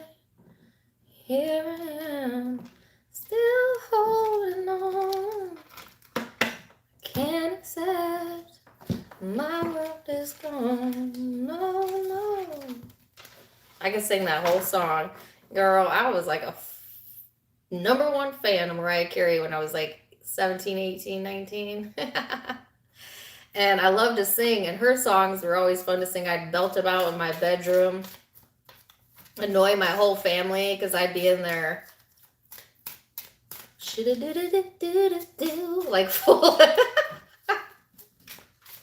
like full blown belting it out.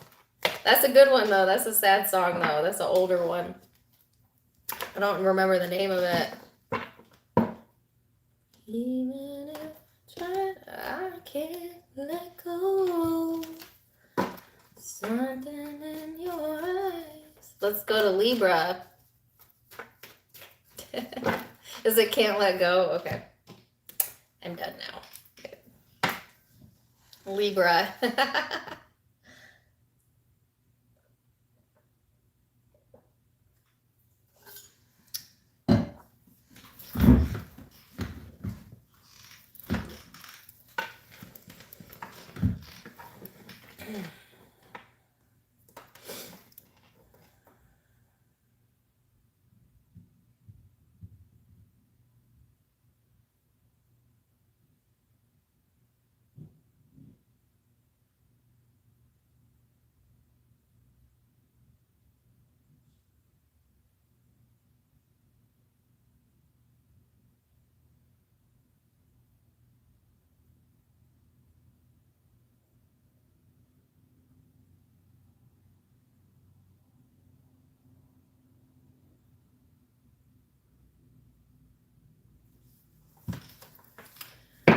All right, so Libra, this is very, I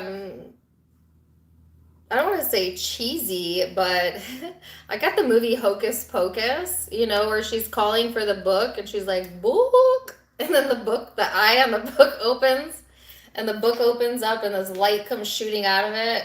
Don't tell me y'all don't know that movie. Come on. The Sanderson sisters. Some of y'all might love that movie. Of course, we're in October, so it's all over. Like you could watch it pretty much on any channel. It's one of my favorite personal movies, but I have lots. It's not so much about the movie though. It's about calling in a message to you. So they showed me a silhouette of someone's head and like energy flowing in, out, and out of the ears. Like messages coming through, like a stream of thought, of downloaded thought, of intuitive thought coming through. Libra, so I'm a Libra moon. You guys know that. I've been getting crazy psychic premonitions, prophetic dreams. Like I can't even tell you. Full on channeling messages. So some of you, especially if you're a highly intuitive, empathic Libra, you might be just very in tune. They gave me the word clairaudient. You might have a clairaudient gift being shown to you or being heightened. But there's some sort of like you calling in something to you and it coming through the dream state or through actual fruition or messages coming through, something like that. And then what's really interesting is as soon as I closed my eyes, I saw an image of like the devil. Not the actual devil, no such thing. Okay.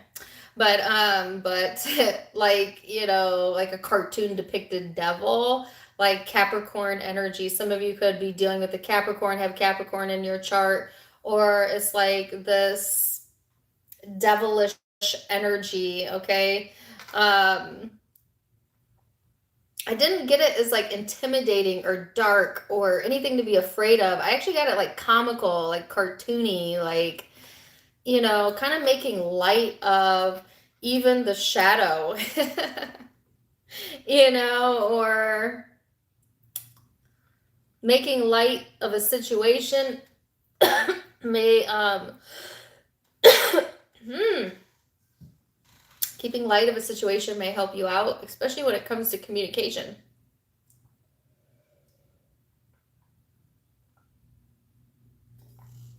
Some of you are having restrictions on your throat chakra.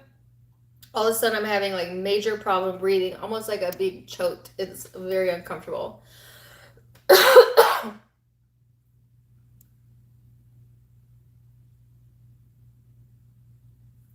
Sorry, that was unexpected. What the heck? What the heck? There's a restriction around communication, okay?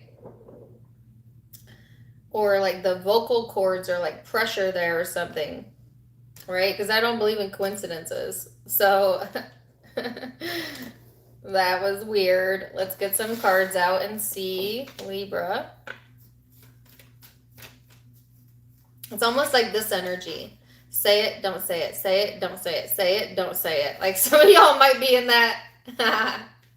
You know, the Libras do this. Libras, Geminis, Aquarius does this too. Of like weighing out the pros and cons of stating something, saying something, you know, not really wanting to disturb the peace, but also feeling this intense desire to say it anyways, you know. Or you could be dealing with someone who's circling your energy and it's like, dang it, they can't make up their mind. Say it, don't say it, don't say it, whatever. Didn't I get that for your last message? Who did I get that for? And I think the guidance was don't say it, but now it's like, say it. Jesus, say it. Get the blockage out. Like, what is the deal?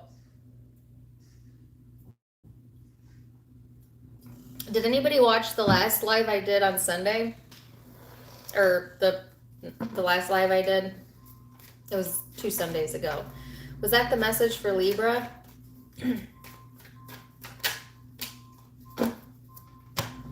Oh, it was Aquarius. Okay. Some of you might have Aquarius in your chart.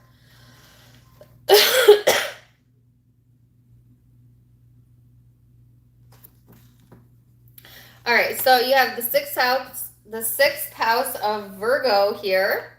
Could be dealing with the Virgo, have that in your chart beyond the cusp. But either way, this is about your health, your well-being, your work, the detail-oriented parts of your life, your daily rituals, a purification.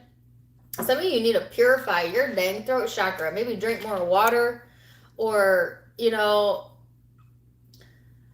Libra, if you've got something on your mind and it keeps weighing on your mind, you know, talk about it. Or there could be a situation going on in your life that someone is keeping something from you, not telling you the full story, or there's secrets being kept, okay? This is extremely irritating. I'm not gonna lie, I almost don't even want to continue with the reading.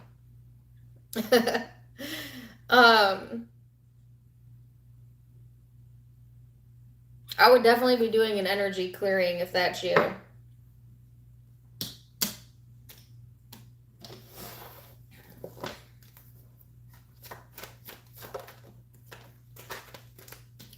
Six of Pentacles. So this is the card about generosity. So this is all grounded, earthy vibes, okay?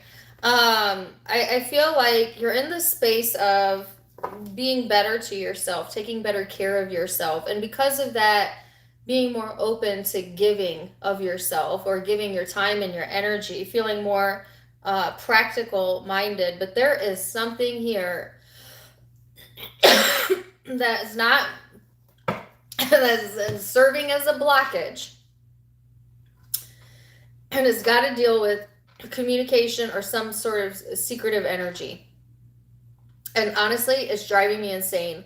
If you're the one keeping a secret, it's driving you absolutely insane not to say anything, okay? It's actually creating blockages in your energy. If this is someone you're connecting with and they're keeping something from you, it's driving them insane, okay? Like, I don't know how else to put this.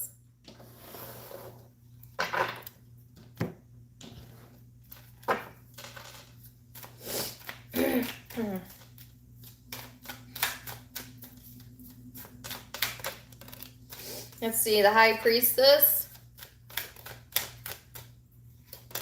I knew the freaking Seven of Swords would come out. I knew it. Y'all, I could tarot. I knew when my throat started going crazy, I'm like, there's secrets or there's lies or there's something. And the Seven of Swords is the card of covering things up. Deception, could be secretive energy. Your High Priestess intuition knows what's up, okay? So you are not a dummy. This could be around work or could be around relationships as well, but take it as it resonates.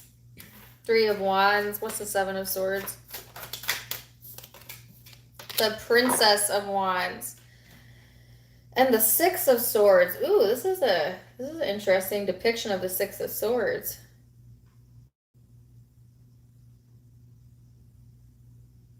I've never used these cards before, but the Six of Swords in this deck has to deal with sacrifice.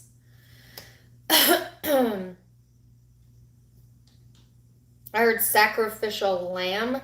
So that actually came up in the Aries reading that I did. Not this past you versus them, but the one prior to that. Some of you could be connecting with Aries, have Aries placements in your chart.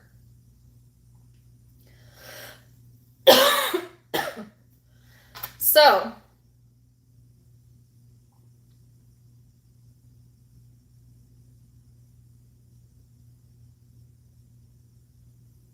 I'm getting a song by, well, I'm not sure the artist. He says, light the walls on fire, let it burn. We've got a lot to say, but we don't need words.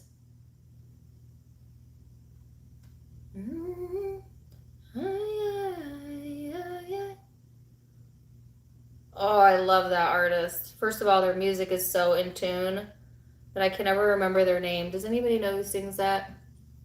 Anyways, what he says is, we've got a lot to say, but we don't need words. So, okay, but that ain't working, Libra. It's not working, okay? It's not working out. Like, innuendos, passive aggressiveness, not stating your needs, is creating blockages. So it's like, yeah, sometimes you can say a lot without saying anything at all. Somebody might have also tried to give someone the silent treatment as to make a point, but all it did was create more blockages, whether that was you or them. You know, so it's like, if there cannot be honesty and there cannot be forthrightness, then don't expect the blockage to move away, all right? And like I said, this you could be picking up on someone else's type of vibe, right? Where intuitively you know what someone wants to say, but they're not saying it. And you're trying to move forward anyways and just kind of like whatever. But it's still in your energy and it still feels like there needs to be some sort of sacrifice here. And it's like, well, the universe is saying to not make yourself feel like the victim in whatever the situation is, to not sacrifice your own well-being just to get to the truth of something, to the root of something. It's almost like redirect your focus to your health, your well-being, the things you can control, Libra. Because yeah, you're intuitive. Yeah, you're picking up on something that you know is suspicious or that is not the full truth. But if you try to go after that or you entertain that in your mind, it will not bring about the solution. It'll just create more, they gave me the word cognitive dissonance. I don't even know what that means. Create more confusion within you. Person you're connecting with, 5 of Swords. King of Cups. Why the 5 of Swords? The Knight of Cups. What the what? Okay. Libra. Some of you, it's like whoever you're connecting with, they're not connecting the dots. You know, they are thinking the worst. They're feeling disconnected, yet trying to connect emotionally, trying to be or wanting to be more emotionally available. It's like this person doesn't know what you want, or they don't know what you know. So say like this person was keeping secrets. They don't know like how much you know. So they're afraid to maybe come forward because it's like, well, I don't know how much the Libra knows about that, you know. So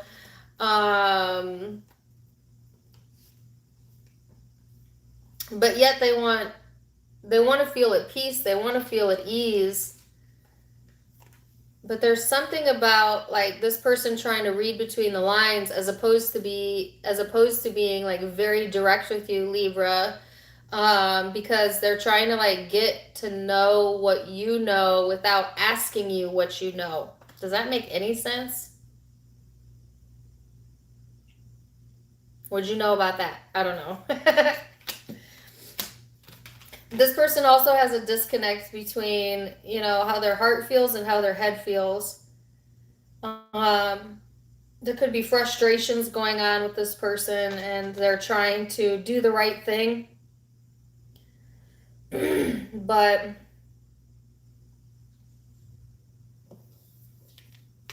and now I'm getting that Biggie song again, which I got. And if you don't know, now you know. Some of you dealing with a Gemini or a Cancer.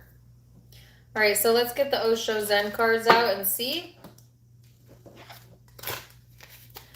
That was creepy. Now my throat feels normal again.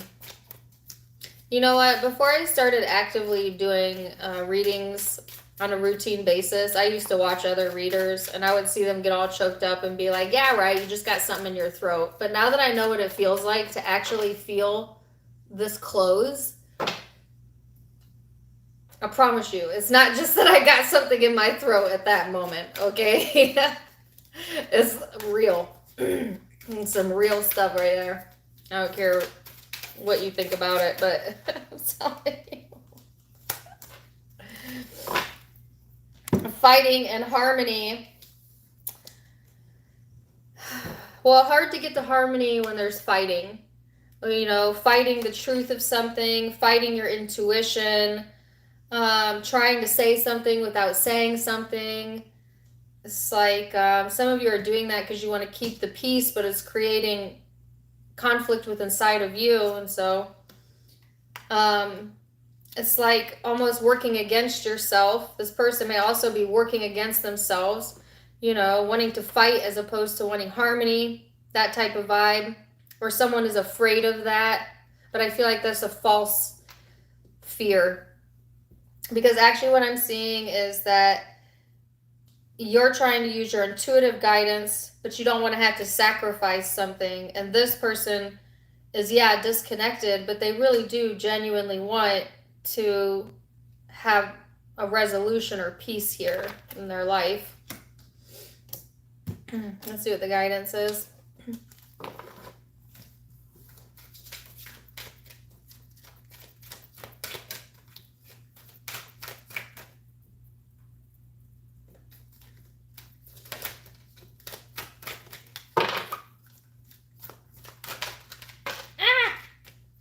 Dream talk. Didn't I just say the dream state could be very active? I say nose itching. Okay. Dream talk. So this is about your subconscious constantly. This says your subconscious constantly and subtly speaks through your dreams. It's just one of the many ways in which your soul and those here in the spirit world can reach out and communicate with you through signs, symbols, messages, and more. If you go back to the beginning of this video, I talked about the prophetic dream that I had about someone I love that passed away. And I have a Libra moon, Libra rising. So definitely pay attention to your dreams. Definitely rewind and check out that story. The full story is on my Facebook. I did a live video on it. You can check that out as well. But I feel like you might connect with that Libra. So zodiac signs you might be dealing with: Virgo, Aries, Capricorn, Scorpio, Cancer, Pisces, and Aquarius.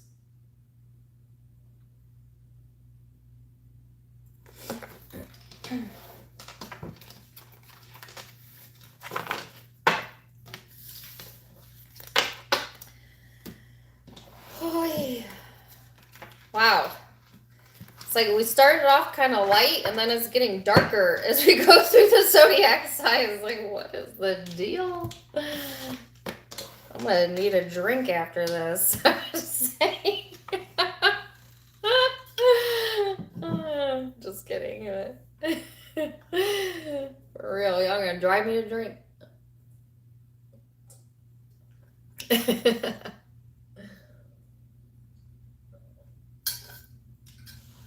All right, Scorpio, be good to me. Scorpio.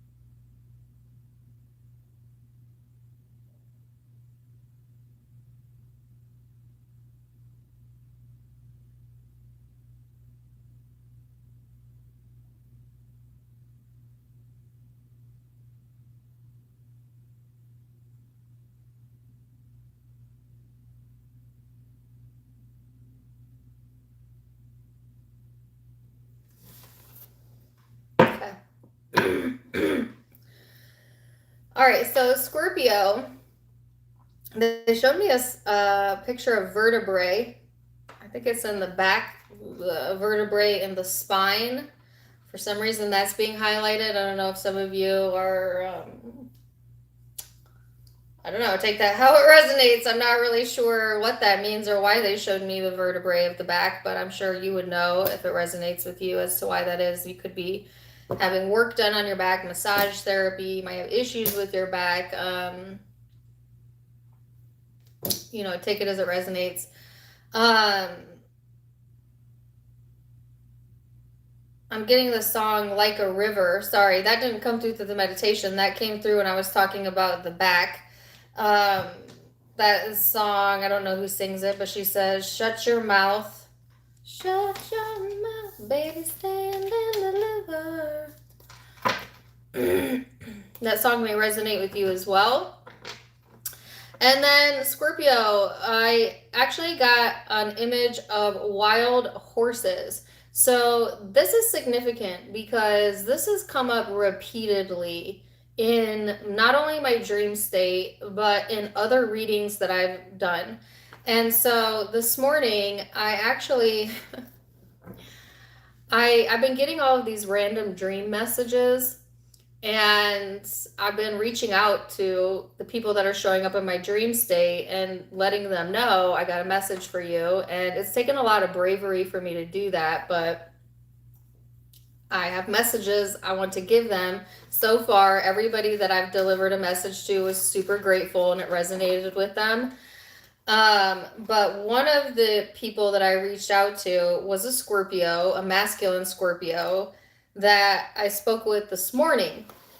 Now, I knew this person like way back when in high school, but we didn't really keep in touch. But he showed up in my dream state, and I was like, oh my gosh, should I message the Scorpio? And I'm going to share this with you guys because you could resonate with it possibly. But basically, what I talked about happened in the dream state resonated with him a lot. He was really thankful. He was not creeped out at all that I randomly messaged him like, hey, by the way, I had a dream about you. Here it was.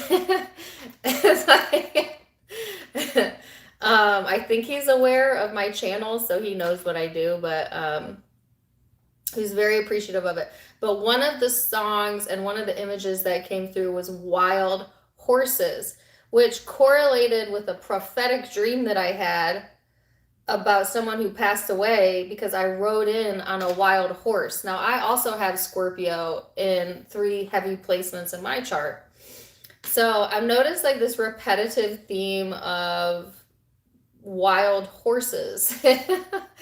And when I think of Scorpion energy, I do think of like dark night of the soul. Like if Scorpio was a horse, I would guess they would be like a black horse, the black horse.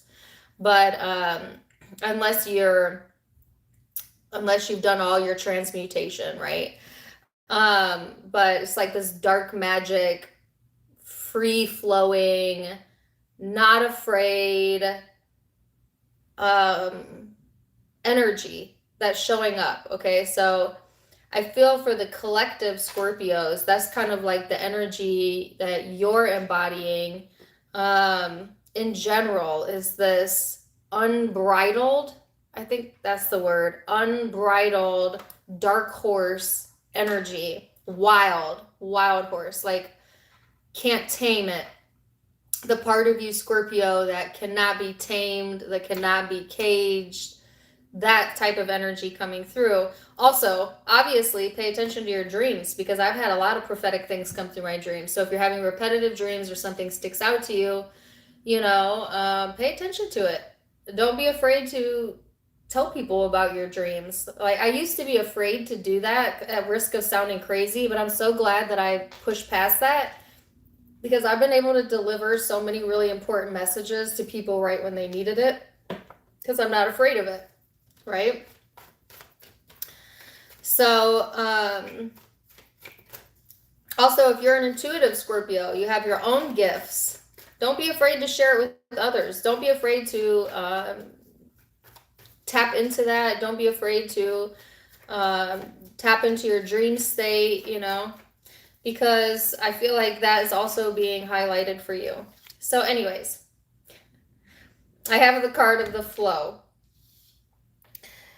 This is Libra energy. Could be dealing with a Libra or have that in your birth chart. This is talking about harmony, the flow, energized, feeling enjoyment, ease, things coming to you with ease, feeling more supported or supportive. This could be a very indulgent vibe, so you don't want to go too far with it, but it's like just go with the flow. Just go with the flow. Be a wild freaking horse, Just, yeah. And then you have High Priestess here. So this is your intuitive self. This is where all of your power is. The power is in the flow, in your intuition, in your spiritual self. Pay attention to the nudges that you're getting, the downloads that you're getting, your dream state, the messages. Don't be afraid of it. Don't shy away from it. I feel like it holds a lot of value for you. And also, it's very heightened in this energy right now in general for the collective, regardless of the zodiac sign. This very ethereal type of vibe coming through for all of us. So let's see.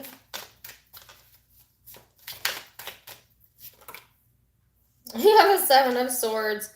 Oh goodness, some of you are dealing with a Libra. 6 of Wands, 7 of Swords. Six of Cups, Ace of Swords. Well, the truth's coming out. That's good. Scorpio, you are on the move. Okay, so check out this depiction of Scorpio and the King of Cups. Some of you were looking for love in all the wrong places, seeking validation in all the wrong places. And it kind of prevented you from being really in tune. Now it's like that, the truth of something coming out. So where there might have been blockages, where it might have been that you weren't seeing the big picture, or maybe you weren't telling the truth, that is like you're being so intuitively guided right now that it would be hard to hide anything.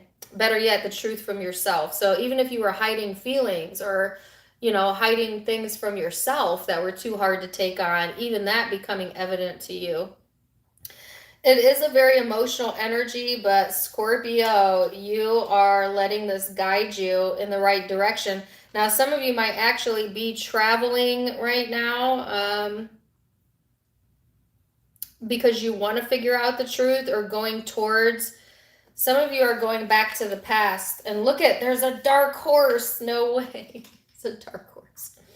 Some of you are going back to the past. Okay. Physically, spiritually, figuratively, take it how it resonates with you. This is a retrograde. That happens. It's like the past resurfacing here, and something that was covered up or lied about, or you didn't have the full truth about, that maybe made you feel invalidated, is like coming through now. Like you're seeing something through a different set of eyes. This reminds me of Virgo's reading. Something from the past coming back up for you to look at, because there's been enough time, space, and distance that you can now see it from a different perspective. And that giving you some sort of clarity, that giving you some sort of rest. Okay. And also hyper awareness of your intuitive self, or the 5D, the dream state being shown. Okay. Especially for my highly in tune Scorpios.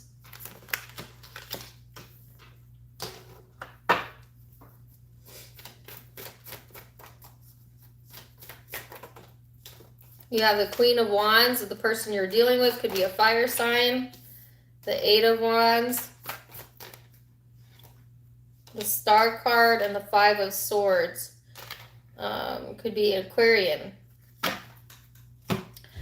So, Scorpio, whoever you're connecting with, okay, they are in the space of wanting to feel more passion, more inspiration, more motivation.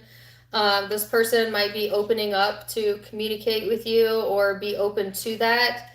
And yet at the same time, there's a disconnect here, a feeling of like hopelessness, of not being able to see the light at the end of the tunnel.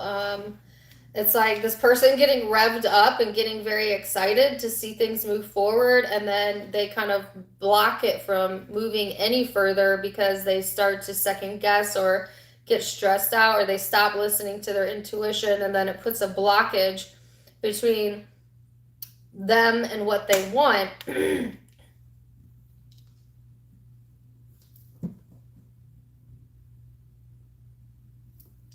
So the message that I got is, let this serve as a reminder to you, Scorpio, that the past cannot be changed, only re-looked at through a different set of eyes. That was very specific.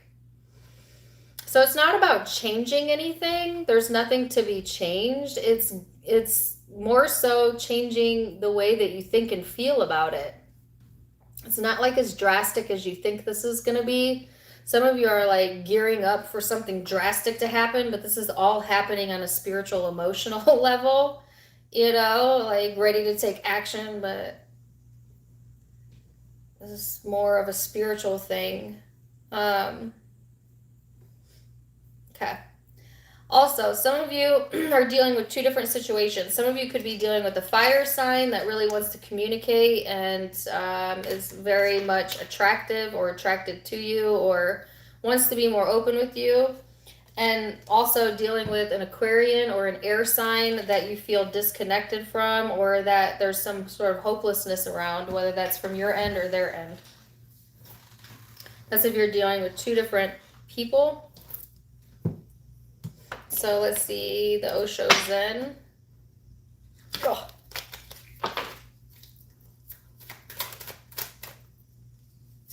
Going with the flow. You got that card out twice. And letting go. Let go of what was and invite what's next, Scorpio. Because what's next may feel like the past repeating, but it's not. It's different this time. It's different because you're different. All right? And then this person has go with the flow. So this person has a tendency to like get in their head and create issues where there don't need to be issues, and they're being guided to go with the flow instead. And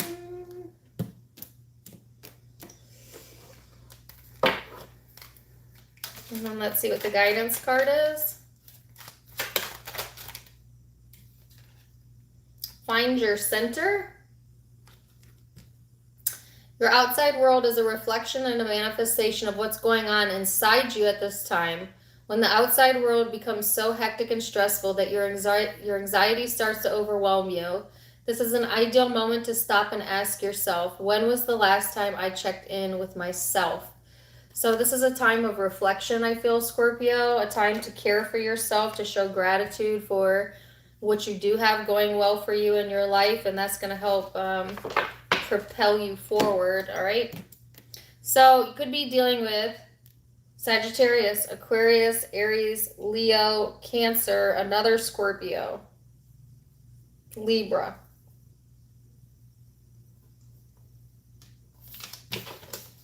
Pisces. Okay. Now we're going to go to Sagittarius.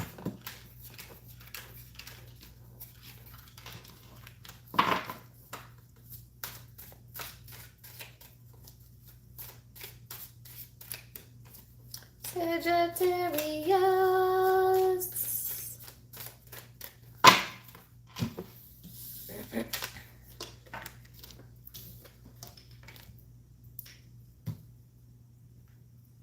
Also, Sagittarius, Capricorn, Pisces.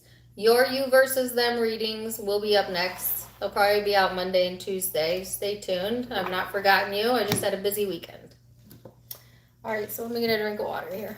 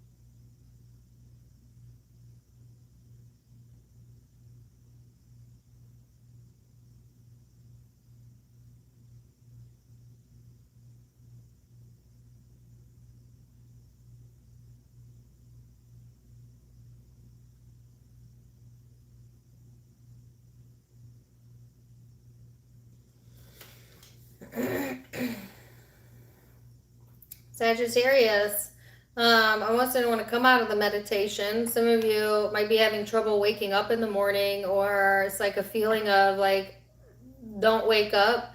Because I also got that song. I got that song for another sign. Don't wake up.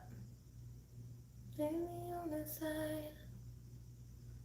Save me from my mind. Wake me up inside. Evanescence. Who else did I get that for? Taurus. Taurus, some of you have Taurus in your chart, could be connecting with a Taurus. But, oh my gosh, I've already lost all my messages? What? They'll come back to me. Sagittarius, some of you might feel like you've lost your marbles, okay? Or during this retrograde, there might be times where you just feel like you're losing your mind, you know, or you might be losing actual things and having difficulty locating them. Oh, this is what they showed me, a ring. They showed me a ring. Some of you lost your ring, or there's something significant about a ring that you wear.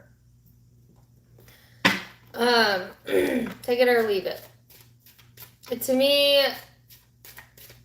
there's a lot of symbolism behind rings, but I'll leave you to interpret how that might show up for you, okay?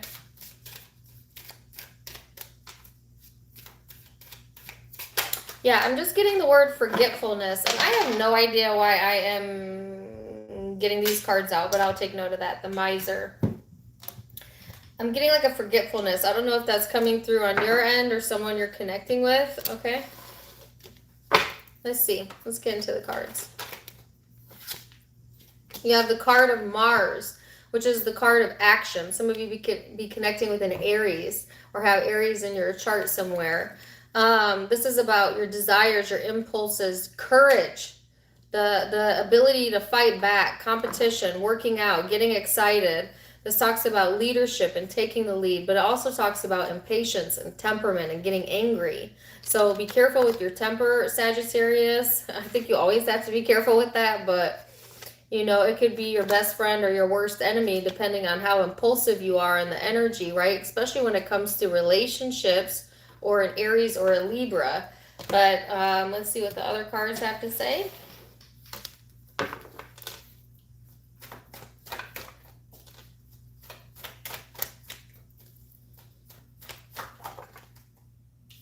The Eight of Swords, the Two of Swords. So there's definitely some blockages showing up, okay? There's some insecurities, some uncertainty, some feeling of restriction, like that you have these things that you want to launch, Sagittarius, or things that you want to take action on, but feeling like maybe that it's not the right time or you don't have all the information necessary. Also, a little bit of worry about how things will turn out, and there's nothing wrong with thinking of the what ifs, right? Because it helps us to better analyze a situation, but sometimes it can hinder us if we get too into the negative, if we start believing that we are stuck. Literally, you're never stuck in life. You have free will, you have freedom of choice. And the only thing that keeps us stuck is thinking that usually what keeps us stuck, to be honest with you, is that we don't want judgment from others or a sense of feeling unworthiness about our ability to have, do, or be something. So some of you, that may resonate as well. These are like self-inflicted wounds, you know what I'm saying? Like doubting your capabilities or doubting someone else's intentions, maybe. There's some bottled up emotions here, Sagittarius. Things that you're not saying, things that you are keeping hidden, or things that are being kept hidden from you, possibly. And it might actually piss you off. I'm feeling the blockage come back through that I had in Libra. Some of you dealing with a Libra. Whereas, like, some of you are angry, but you're not saying it, you know, or like you are upset about something, but you're blocking yourself or restricting yourself from expressing it, which seems very un-Sagittarius-like. But maybe it's like, maybe you're being guided to do that because there's nothing good that will come out of it, or it's like, if you let your anger get the best of you, it might create more problems than solutions, you know, or this could be running through your mind of like, you know, possible things that to consider.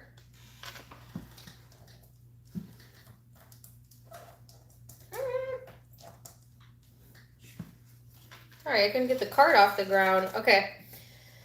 The Knight of Wands and the Magician and the Teacher and the Star. Wow. And the Emperor. Lots of major arcana here. So, life has been your teacher. Yes.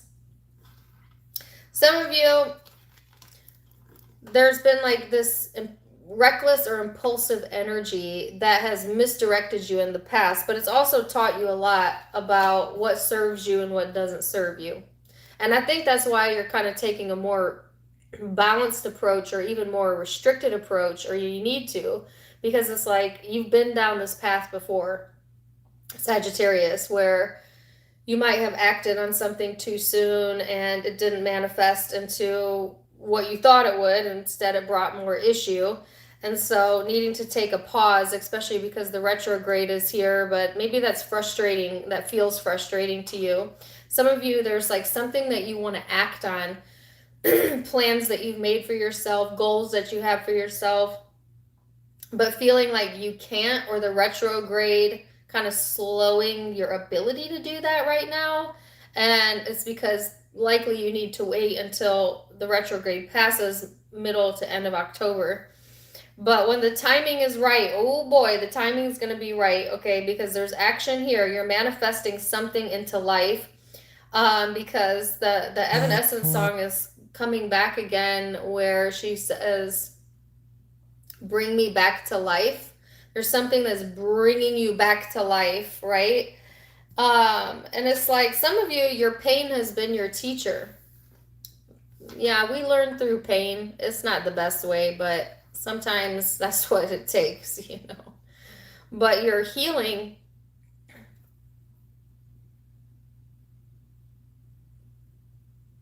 sorry, I just got choked up. Your healing is being activated, okay? And it may be coming through writing, scripture, books, something to do with the written word, or that could be therapeutic for you to write things down, journal things, write a letter, because now I'm getting that song. A love song. I'm not going to write you a love song because you asked for one, because you need one. Wow, that's also that song. I love that song. But it's like, I'm not going to do this because you want me to do this. I'm doing this because it's right for me. Ah, there we are. There we are. I'm not going to do this because it's about you. I'm doing this for me. For me. This person has the Death and Rebirth card, Scorpio energy. Woo! The Devil, Capricorn energy. Thank you for the $20, Kathleen. The Nine of Pentacles and the Ace of Swords. So,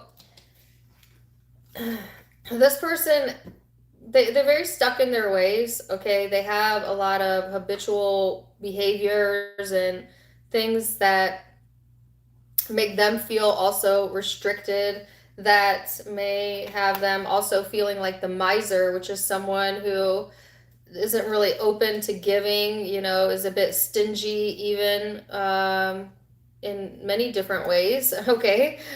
Because they feel like maybe they need to collect or protect.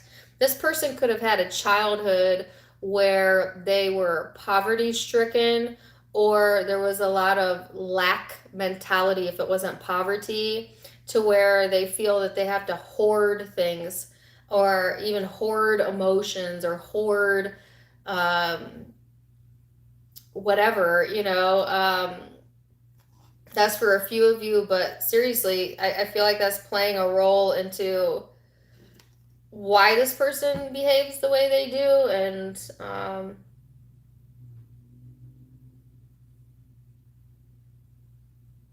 very skeptical type of energy here. Anyways, it keeps this person bound and restricted, right? Because the only way to call in abundance is to be abundant and give abundantly of self to others. But anyways, It's like this person's needing to go through some changes, but they have some developed patterning here that keeps them from really achieving their goals. I do feel like they are getting insight, and they're replaying things in their mind over and over and over again about how they should have changed that or could have changed that or did that different. And I feel like it's in regards to you, Sagittarius, but they do get overwhelmed emotionally. They think too long about it. And they're actually being encouraged not to focus in that direction, honestly, but instead to get out of their head and start taking some action on bettering themselves and leave the rest and the psychological mumbo jumbo out of it. And usually that's not something I would say because we don't really heal ourselves through action. We heal ourselves through our thought processes and our emotional well-being. But this person is stuck in a negative space when it comes to that. So it's almost like, okay, take action to at least get yourself out of your head. Take action to try and immerse themselves into the life that they're living, to pull them out of that state, and then they could do the spiritual work. So let's get an Osho Zen card for you, Sagittarius. Abundance, maturity. So some of you have learned the hard way, maybe, but now you're going into a phase of your life where you were once the student, but now the teacher, and now all of this hopefulness, abundance is coming through because of you've grown emotionally, maturity speaking. And same thing for this person, if they can climb out of the gutter here. So let's see what the guidance is.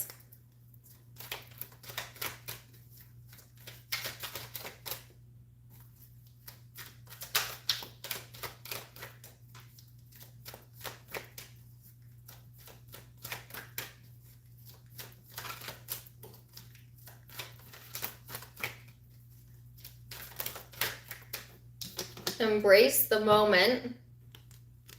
So Sagittarius, it says, embrace this day, this very moment. Think positively today and repel those negative thoughts.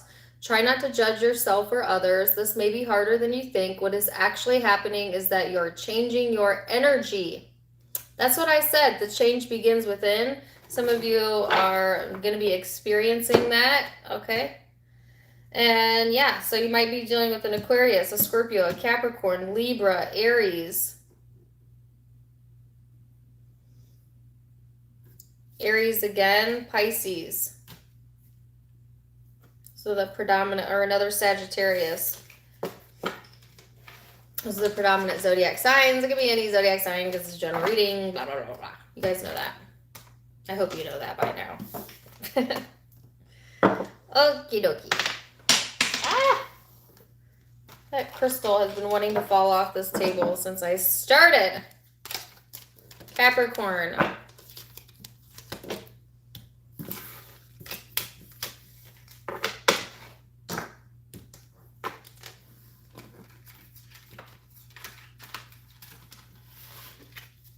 Capricorn.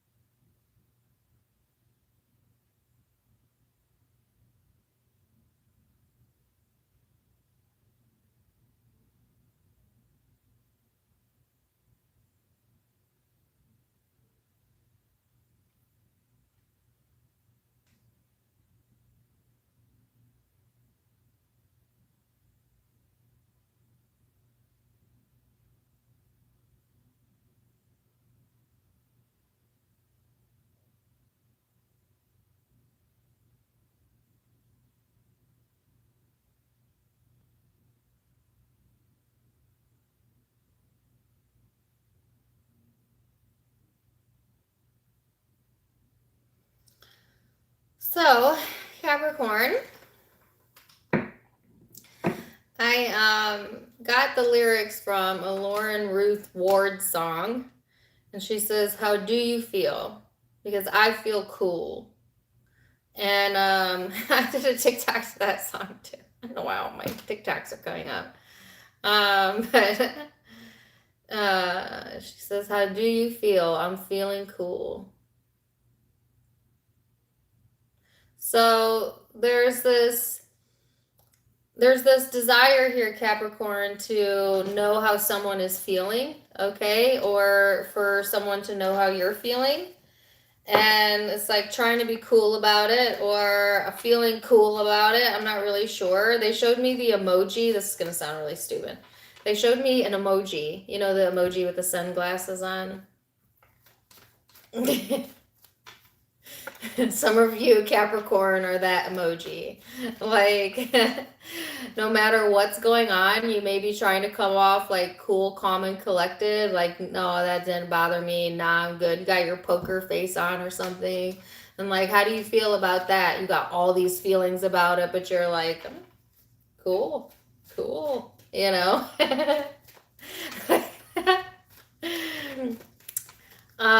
That's so very much like a Capricorn thing to do. Okay. I also heard pass the baton. I have no idea what that means. And I actually saw a baton. I saw a wine glass upside down. I don't know what that means, but take it as it resonates. Leave it if it doesn't.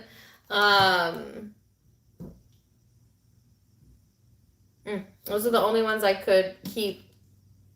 The rest are gone now. So let's see then what the tarot cards have to say. You have the Death card out, Scorpio energy. For some of you, this is about changes and transformations and endings. And it's almost like there's something ending here, but it's like even if you are upset about it, you're coming off cool as a cucumber. But some of you are actually literally okay with things, you know, changing or big changes coming through. Like, yeah, I'm cool with that, you know.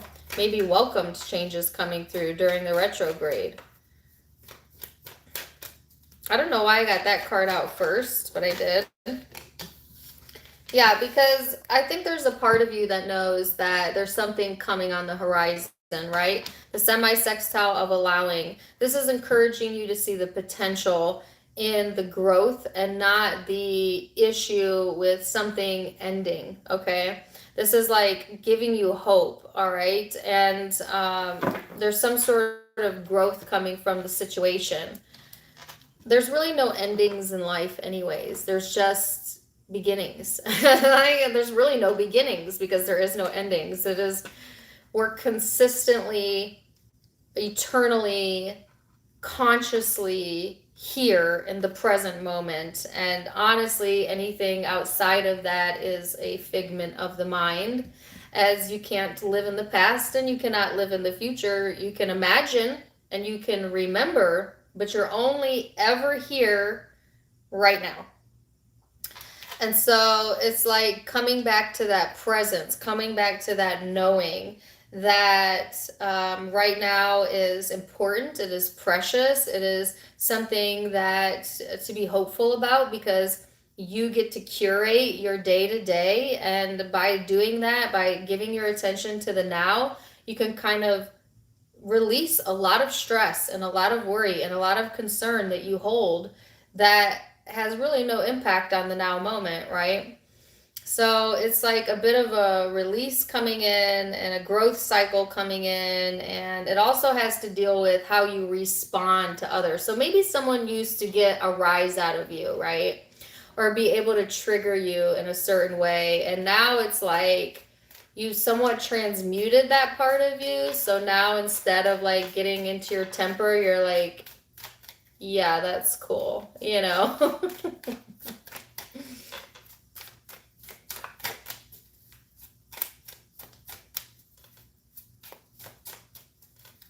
So let's see. Also check out that song because I love that song. It's one of my favorites. But that song, to get a little bit deeper, is also about being let down by someone you thought you could trust. So some of you, that might also be an issue that has went on in the past or is going on in the current. Whoa, the Tower. How did I know that would come through? The Sun and the Tower. Give me one on the Tower. The Fool. The Fool. These cards just told the story that I already just told. Thanks for the $4.99, Mrs. Fancy. Miss Fancy. This is called transmutation when it comes out in the tarot. Okay? So this is like feeling the connectedness of your being and feeling happy and knowing that there's a change on the horizon. Okay? Some of you don't know.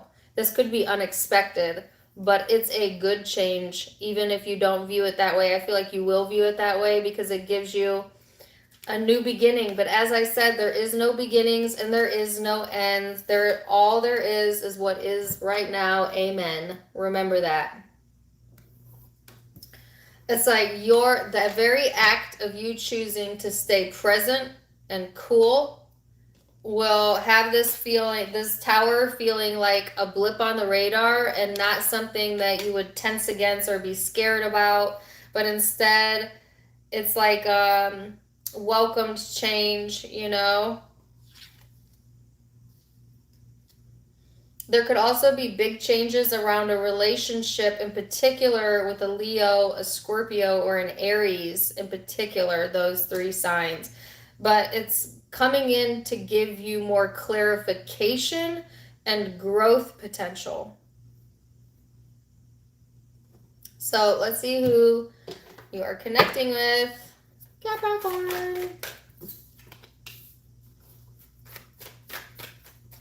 I knew the World card was going to come out. How did I know that? I don't remember how I knew that. I knew that, though. I think I saw the World card in my meditation. That was one of the images I lost. I'm sorry. I'm still like, I don't care how long I've been doing this for. I'm always still like, what? All right, the World, the Knight of Swords, the King of Cups, Queen of Cups. So there's something developing over here in this person's energy that it's almost like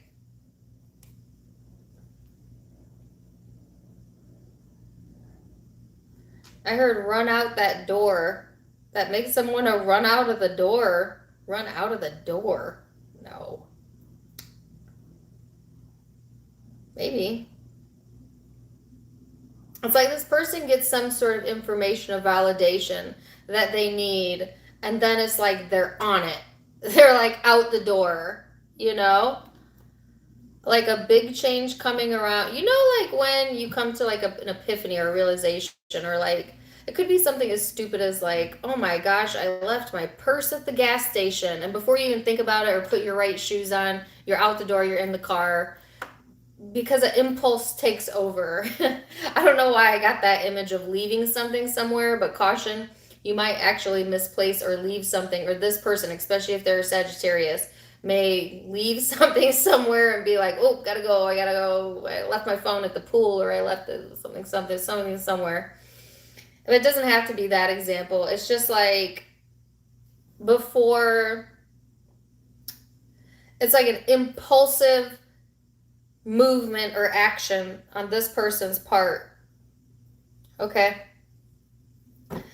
Anyways, I feel like things are coming full circle here. This person is needing to stay balanced emotionally. They have their own transformations coming in. Quick to respond. That's what it is. That's what it is. That's why I could not get that word through. They might be quick to respond to something. Or it's like quick response, quick action, quick thought, quick-witted, quick. I don't know. It could be that they're also quick to jump to conclusions, so be careful with that. And I'm getting that song from Ace of Base again. I saw the sign. It's like they're getting a sign. And then they're like, oh, I got to tell you about this, or oh, I need to act on this, or something like that going on. All right.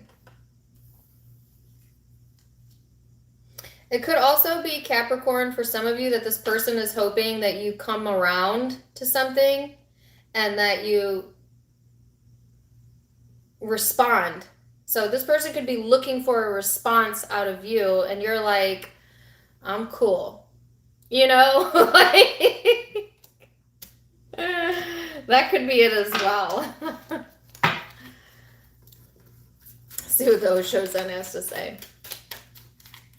600 likes. All right, that's awesome. Thank you for the $4.99, Mirna. Appreciate that. Thank you for the likes if you gave me a like.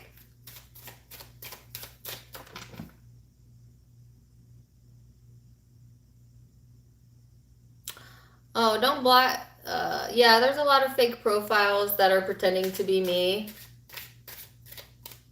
Just block and report them, please.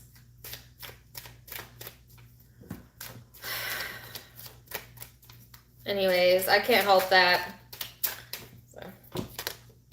All right, so maturity. Oh, come on. Whew, finally it cooled down in this room. I'm no longer sweating to death. Isn't that funny? I just said, how do you feel? I feel cool. This whole time I've been sweating. If you go back and watch this live, this whole time I've been complaining about being hot, and now all of a sudden I feel cool. That cannot be a coincidence. I'm sorry. And I got the Iceman out, the isolation. I didn't mean to get all these cards out. All right, so there's maturity that's needed here. Someone has control issues. They might be isolating themselves. There's a desire to share something that actually... Oh, okay. So some of you are, like I said, some of you want to share your story with this person or share your sorrow, but you're going to keep it cool, or some of you keeping it cool instead. So it's the guidance.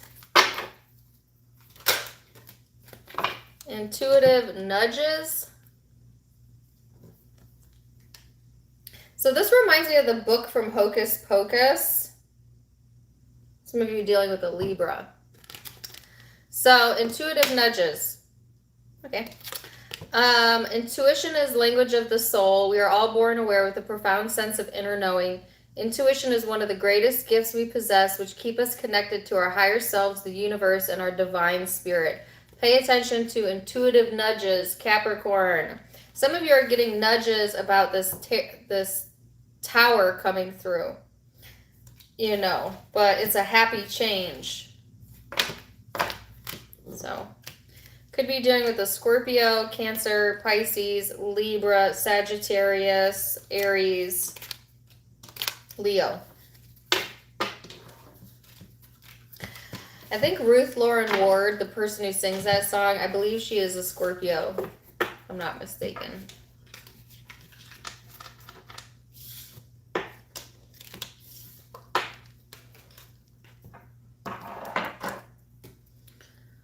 Aquarius.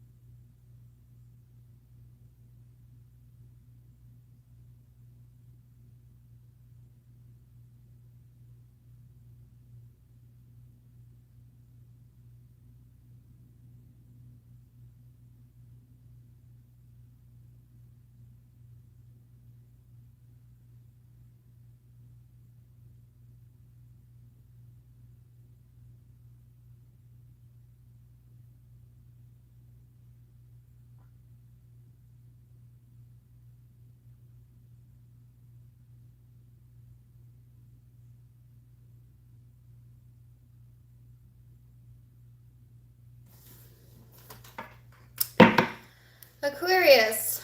Okay, I was getting a lot of movie references. I saw Belle, Beauty and the Beast. And then that's the one that stuck out to me the most. Shoot, did I just lose the other one? I did. I lost the other. There was another movie reference. I'm feeling so nauseous right now. Some of you also might be having some fluctuations in your digestive system. Also, see a doctor, not a tarot reader if that's the case. But yeah, I feel like my my gut being activated. Okay, my gut. What is that? The sacral chakra? I'm not really sure. Anyways, there was like this cloaked figure showing up, Aquarius, and it was really hard for me to see who it was, and it was like dancing all around me, so it was weird. It was a weird depiction to get. So there's like and then I got cloak and dagger. What in the world? And then I kept getting the word misinformation. So, I don't know. Take that for what it means symbolically for you. It's just like things aren't what it seems, okay? I definitely feel that there are things yet to be revealed. There might be some shadow work going on. There might be someone lurking in the shadows. Like there's unknowns. There's an unknown variable here.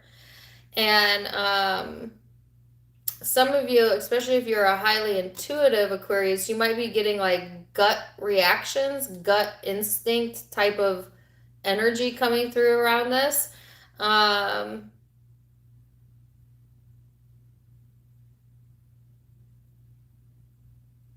But yeah, I also noticed that my awareness went up because I always have ringing in my ears when I meditate, but this time it went like the volume was being turned up.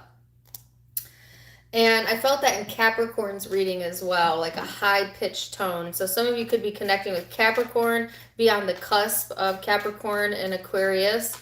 I will tell you that why am I not why does this keep happening when I do Aquarius where I see the messages clearly and then I cannot recall them? I don't want to put anyone on the spot, but one of my moderators showed up in the meditation. She's also an Aquarius. You know who you are. I had to literally kick her out of my meditation. I think I was picking up precisely on her energy. Rebel Angels Tarot, if you're in here, I'm sorry, but she is she's intuitive as well. So I think I was picking up a little bit on her.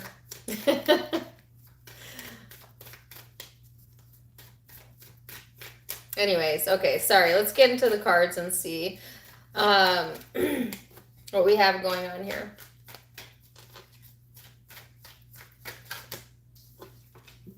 Saturn, no way. And the second house, which is Taurus energy. Also, the card Saturn showed up in the Aries reading. Some of you could have Taurus, Aries in your chart. Got Pisces energy at the bottom of the deck. This is talking about your material world, your possessions, your talent, your finances, your, everything that makes up your practical reality, your home, your car, your things, right? This is the things card. And then this is talking about wisdom, Aquarius. So this is being disciplined, structured, using your time wisely, being responsible, but yet ambitious. So I feel a lot of ambitiousness coming through Aquarian energy. And it is going to require for you to have more self-control and to be mature. But I feel like when it comes to what you do for a living or your financial aspects of your life, it's like staying rock steady is the word I got, is what's going to get you what you want in that arena. Like Aquarians are fixed energy. So typically money, career, talent comes very easy to Aquarians. not so much easy in relationships, but when it comes to anything outside of relationships, like manifestations and things like that, Aquarian energy tends to be very good at setting a goal and attaining a goal and being consistent. It's also because you're a fixed sign, so you have that fixed structure that allows you to see things through to the end. And it's also that very ambitious Aquarian energy of wanting to like prove to yourself your capabilities. And so some of you, it's like not even about other people or proving anything to anyone else. It's about just the standard that you hold yourself to when it comes to the things that you have goals wrapped around. All right. So for a lot of you, this retrograde is kind of pointing you in the direction of paying more attention to the things that make you feel grounded, that make you feel ambitious, that give you a sense of security. And then you have the Wheel of Fortune and the Page of Cups. So for some of you, there's like a destined connection coming through, or a destined friendship coming through as well. So in the relationship sector of your life, you might be having an ability to connect with others, to make new friends, make new connections, or you're open to that, okay? Or they're saying be open to that. This is highlighting mostly the friendship aspect of your life, which Aquarius is the friend of the zodiac. So friendship is really high importance to Aquarian people. Because they say, you know, you can't choose your family, but you can choose your friends. You know, like what I was saying. Not saying you don't love your family, Aquarius, but friendship to you, the chosen relationships for you, usually tend to put it on a pedestal, right? But feeling very fortunate in that arena. So some of you are like just feeling fortunate, just feeling appreciative for the connections that you do have in your life, whether it's friendship, family, love, whatever, because there's good karma there right now, which is, thank you, Jesus. I mean, that is great news. That's great news, because Aquarian, you were struggling for a while. Thank you for the $10, MC. So let's see what else we have here.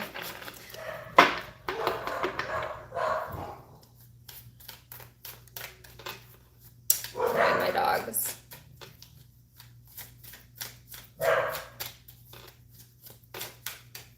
So let's see.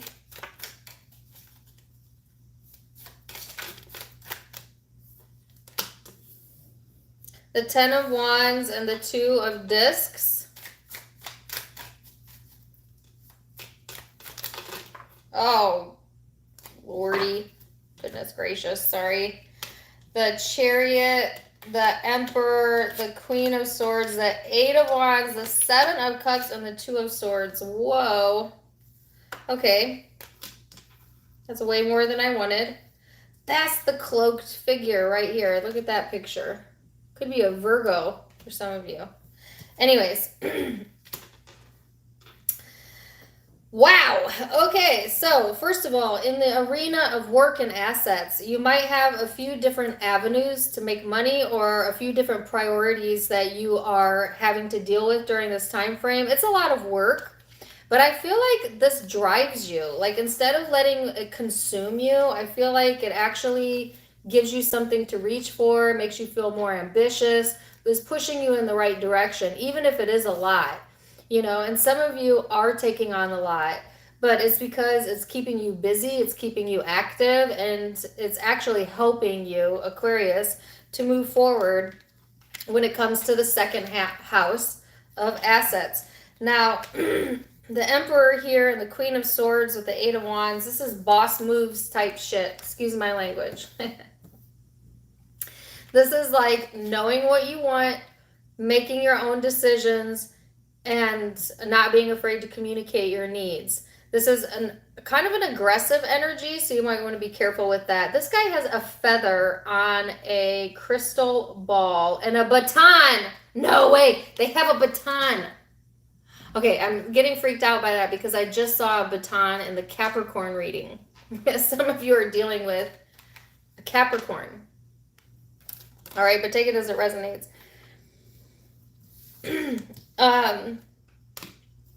Wow. So this is not being afraid of who you are, okay? Now, some of you, I feel like Aquarius, whether you're male or female, masculine or feminine, you're kind of taking on more of the masculine traits of Aquarius, which is Aquarian energy is ruled by masculine energy. Okay, so this is kind of right in your wheelhouse, and not afraid to take charge, not afraid to make decisions. And like I said, there's a lot of communication either coming in or you're giving communication. Could be around friendship or the career sector. But then here's the cloak. Here's this weird energy that I felt in the meditation. This unknown variable. This is something you don't see. You don't see. There is some sort of illusionment or confusion around the situation. And I'm going to clarify this because this is really specific and it showed up in, oh my gosh, I have those same flowers in my backyard. I'm sorry, it's a new deck. I don't remember the name of these, like French begonias or something, I think. There's something here that's not in your awareness yet. Like I said, it could be dealing with Virgo energy, but doesn't have to be. I'm going to clarify that. Let's see. Six of Discs. Knight of Swords. There's a cat in this picture. Some of you cats might be significant. Eight of Swords. The Devil. Capricorn energy. Ace of Discs. Seven of Discs. All right, so to sum it up real quick, what are you uncertain about, or what is the unknown? The unknown is that there's an energy around you, Aquarius, someone who wants equal give and take and wants communication, but kind of holds themselves in restriction because they're trying to be patient to wait for the right timing, but they are getting kind of restless and feeling bound. I heard bound and determined. I thought this person was flicking me off, but it's a peace sign. Do you see that? So I feel like there's a person here waiting in the wings, or that you're unaware of, that might make themselves known to you, okay? That has this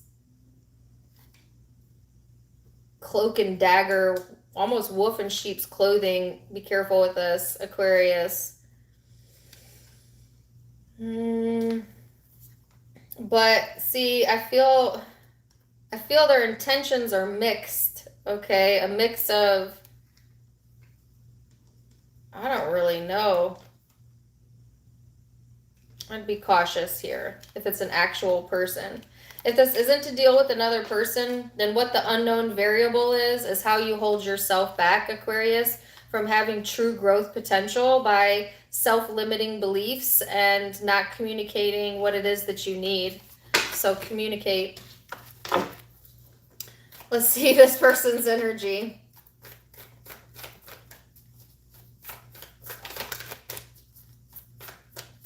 Who are you connecting with? Maybe that'll clear it up. The Hierophant, Taurus energy. The Seven of Swords. The Seven of Swords. I'm like, maybe this will clear it up. The Seven of Swords is deception. Nine of Wands, Queen of Swords, the Eight of Swords, the Page of Cups. Somebody is really holding back that really wants to connect, okay? I don't know why. Like, they may secretly stalk you, watch you. If not that, they may... I got this in the last reading as well. Look, they're looking for answers, but they're not going about it in a very direct way. Like, they're searching for clarity on something, but they don't want you to know about it.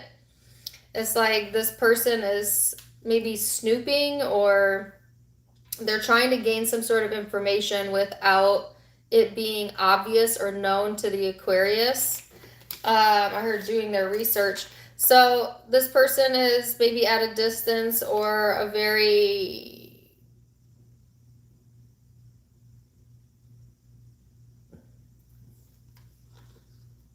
protective, meaning like they don't want you to know what they think about or what they're fixated on or that they think about you maybe, or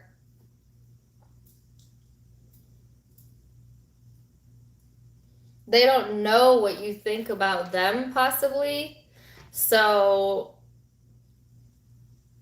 they use different means, different avenues. I keep getting this message in Aquarian's reading. It's actually kind of irritating to me. I'm just going to speak to the cross watcher for a second, if you don't mind, Aquarius. If you are the cross watcher of Aquarius, will you come forward? Jeez Louise, what are you going to miss out on? Nothing. If you come forward, then you know. You don't get the response you want, then you know. Either way, you know. But I'm telling you, this keeps showing up in the Aquarian readings, and I personally want to move past it. So I'm an Aquarius too.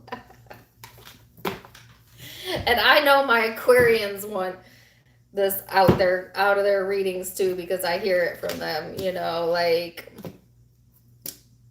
what is the deal? Like, what could be so frightening about opening up? Who cares? Who cares? It's not that big of a deal. I don't mean to get frustrated with your cross watcher. I'm being mean. I'm not trying to be mean, but it's like, okay, you know, what's with all the hiding, the hidden motives, you know, like, and then holding on to things or holding on to grudges for some of them, just this not wanting to open up, but then thinking about it repeatedly and yet wanting to act like, you know, that they don't care or that they're at a distance. And it's like, if you don't care, why do you keep showing up?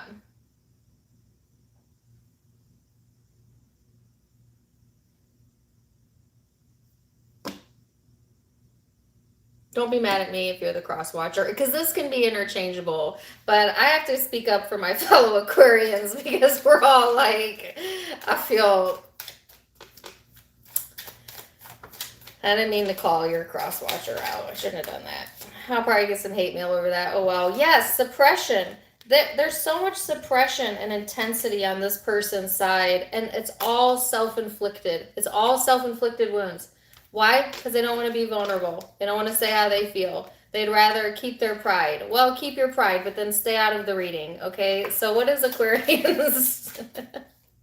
Beyond illusion. So, I'm sorry. So Aquarius, you are beyond the illusionment of something. You're beyond it. You're done with it. So I feel the reason why I'm getting so fired up is because obviously, look at that tower. Obviously, this is how a lot of you are feeling, is like, I've already, beyond the, no longer needing the illusionment of something. Now you're focused on your assets, your friendship circle, being your own boss. You know, I feel for you that there's this going on, but it's like, you're not going to entertain it. Either it come forward or that's it. That's it. So some of you might get some intuitive nudges around this, FYI, but I feel like it's more irritating than anything because that's just, I feel irritated right now.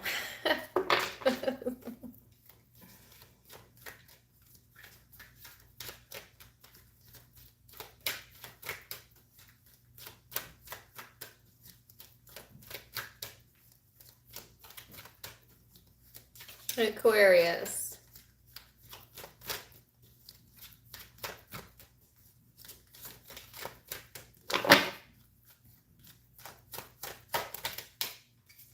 Synchronicity. How did I know I was going to get this card? Are you noticing the signs of synchronicity that the spirit world has been sending to you at this time? People and situations in your life are not just appearing by coincidence. In reality, they're being guided to you from the spirit world to help for a specific reason. So watch for the synchronicities, watch for the dream state. I talked about this at the beginning. A lot of you've already recognized the patterning or the trend here, and you're just beyond the illusion of it. You know what I'm saying? Like, you see the truth, and now it's just you're not going to read into it anymore or give focus to it anymore because it just frustrates you, and it's just like, well, it's on them. I feel whoever you're dealing with, I feel like you feel it's on them, you know. Thank you for the $1.99, Natalia. Literally, I'm sorry. All right, so Pisces, Taurus,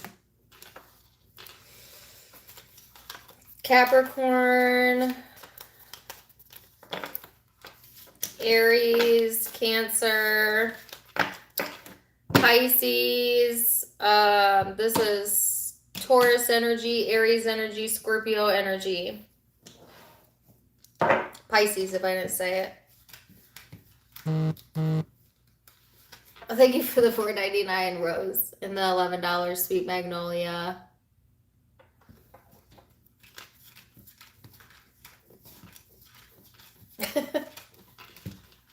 I feel like I'm going to get some cross-watcher hate on that one. But no is not for everyone, right? Feel free to reverse it if it needs to be reversed.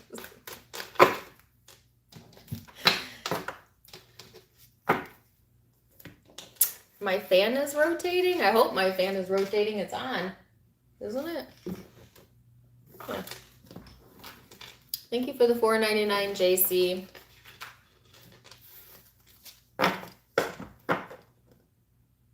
Are you talking to me, Aquaman?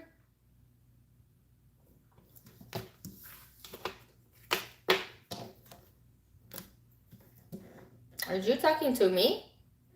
Who are you talking to?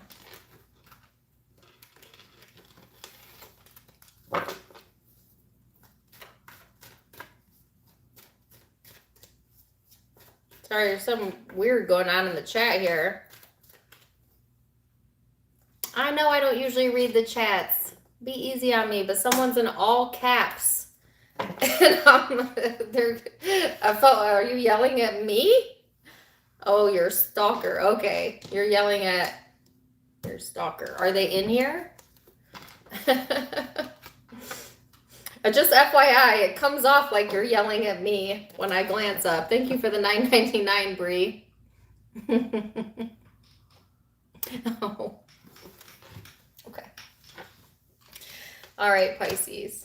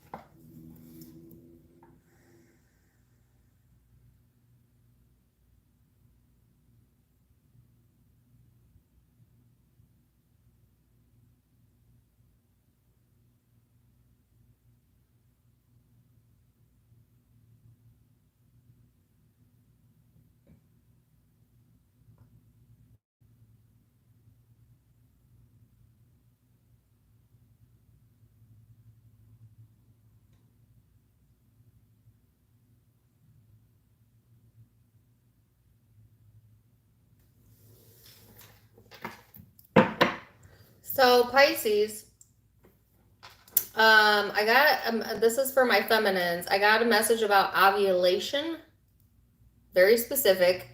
They were showing me the reproductive organs, and it looked like a clam underwater that opened up and a pearl shot out. and it was an egg being released from the ovaries. So I don't know for my younger Pisces if you're ovulating right now or you're having issues around the ovaries, the reproductive organs being shown. If you're a masculine Pisces, this could resonate with a feminine in your life that you're connecting with, or your own reproductive organs, you know. I have no idea why that's being highlighted, but I'm getting like Kundalini, sacral type of energy. It could also be like hormonal, feeling hormonal, or some sort of imbalance there. Some of you might be having like fertility, infertility, that type of stuff going on. There's something being born either way. So even if you're not, and you would know if you fall in that group, don't make stuff up. Don't start looking for a problem where there's not. You would know if that resonated. For others of you, what it's talking about is something being born, right? Or pearls of wisdom being born within you. Is it's a rebirth type of energy, right? Going through the cycles of our life. And so some of you could feel like almost born again type of feeling. Maybe right now, but mostly after the retrograde, after maybe a period of, they're giving me the word pressure, feeling some sort of pressure. So Pisces, you have the 4th house here. This is about your family, your home, your background, comfort, cooking, your inner world, real estate. This is rejuvenating yourself, taking better care of your habits. Some of you are having like, you're developing new habits, or you might be changing your location literally, as they're giving me a song, something about, I think it's Khalid, location maybe. If it's not changing location, you might have this urge to like cook or change your home around, or move furniture around, or maybe like a daily habit that you have, changing an ingrained habit, something like that going on.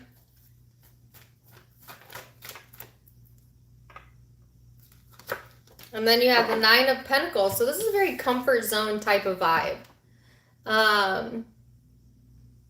Very comfort zone type of energy. All right, Pisces. So some of you might be wanting to, as the fall season approaches, as the retrograde comes in, go more into a comfort zone.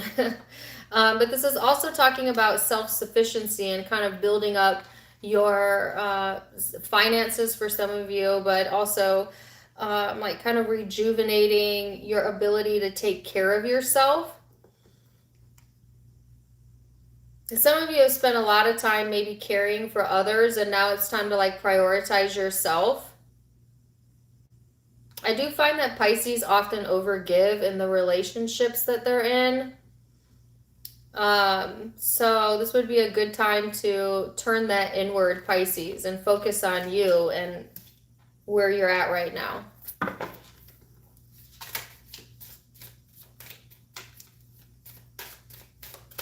Let's see.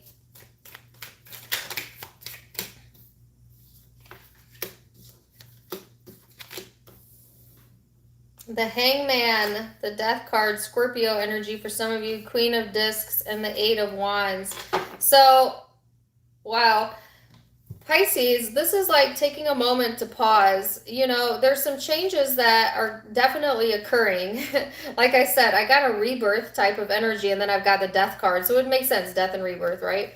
But also what's changing is your perspective on some sort of change in your life or ending that's going on, because actually it's going to end up bringing you more comfort in the truth of who you are, comfort in the way that you are, comfort in the way that you express yourself, but also giving you some more stability. All right, maybe you had been stuck in your headspace for a while and feeling some sort of emotional detachment. Okay, maybe even holding on to some things that you knew you needed to make a decision about to bring balance into your life. And there's this hopefulness, there's this awareness coming in, this awareness of gratitude. And it is motivating you to take some action, right? To begin again or to invest better, so that you don't like travel down an old beaten path, okay? This is actually really beautiful energy. So it's like change your mind, you change your life type of energy here.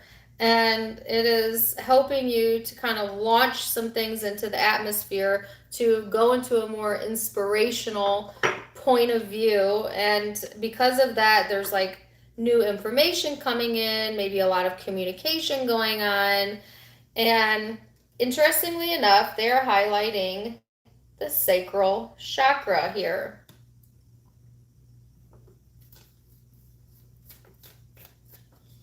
It's like, even if this isn't actually in regards to your ovulation period, there's something being born energetically, okay, that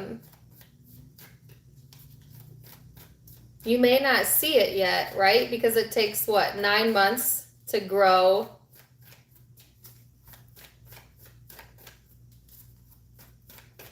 So this could be 9 months in the making, something that you'll see come to fruition in 9 months, but it begins now, either way. So let's see. Justice,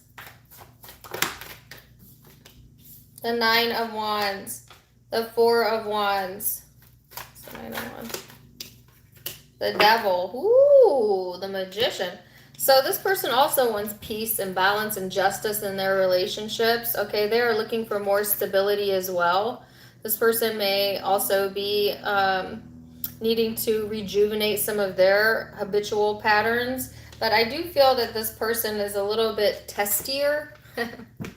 That's the word I got. They are a little bit on edge. It's like this person doesn't easily change their habits. This could very well be a fixed sign where it's not as easy for them as it is for you to kind of transcend big changes in their life, as they often get called back to old behaviors, old ways of reacting to things, right? But they are trying to find a sense of balance and appreciation here right along with you.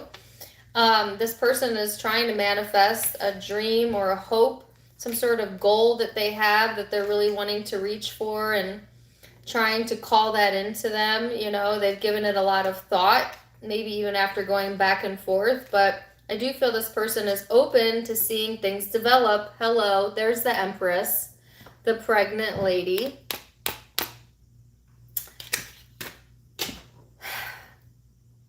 So it might be that either things have been underway for 9 months and now it's coming to fruition because, oh my gosh, no way.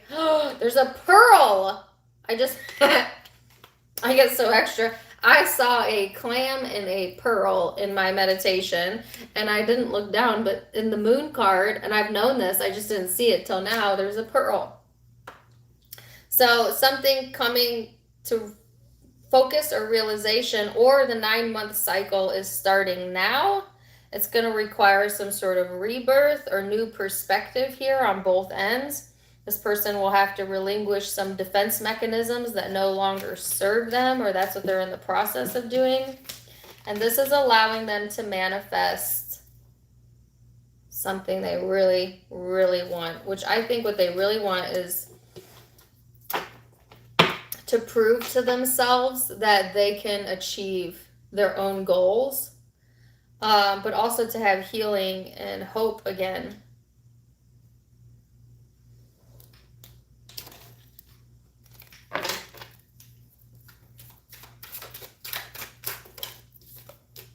Intensity and the outsider in the reverse. So some of you, it's like no longer wanting to feel on the outside, no longer placing that label on yourself, like allowing yourself to come into the warmth of the sense of belonging that you so deserve. This person has an intense desire to break some habits that no longer serve them. They're aware of that. They want to reach for better. They're being pushed in that direction. Pisces.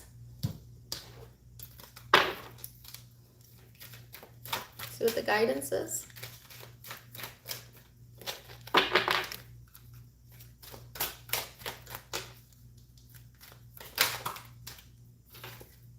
Love. Love is the foundation of your existence, and you're just as worthy as receiving as you are of giving love and compassion.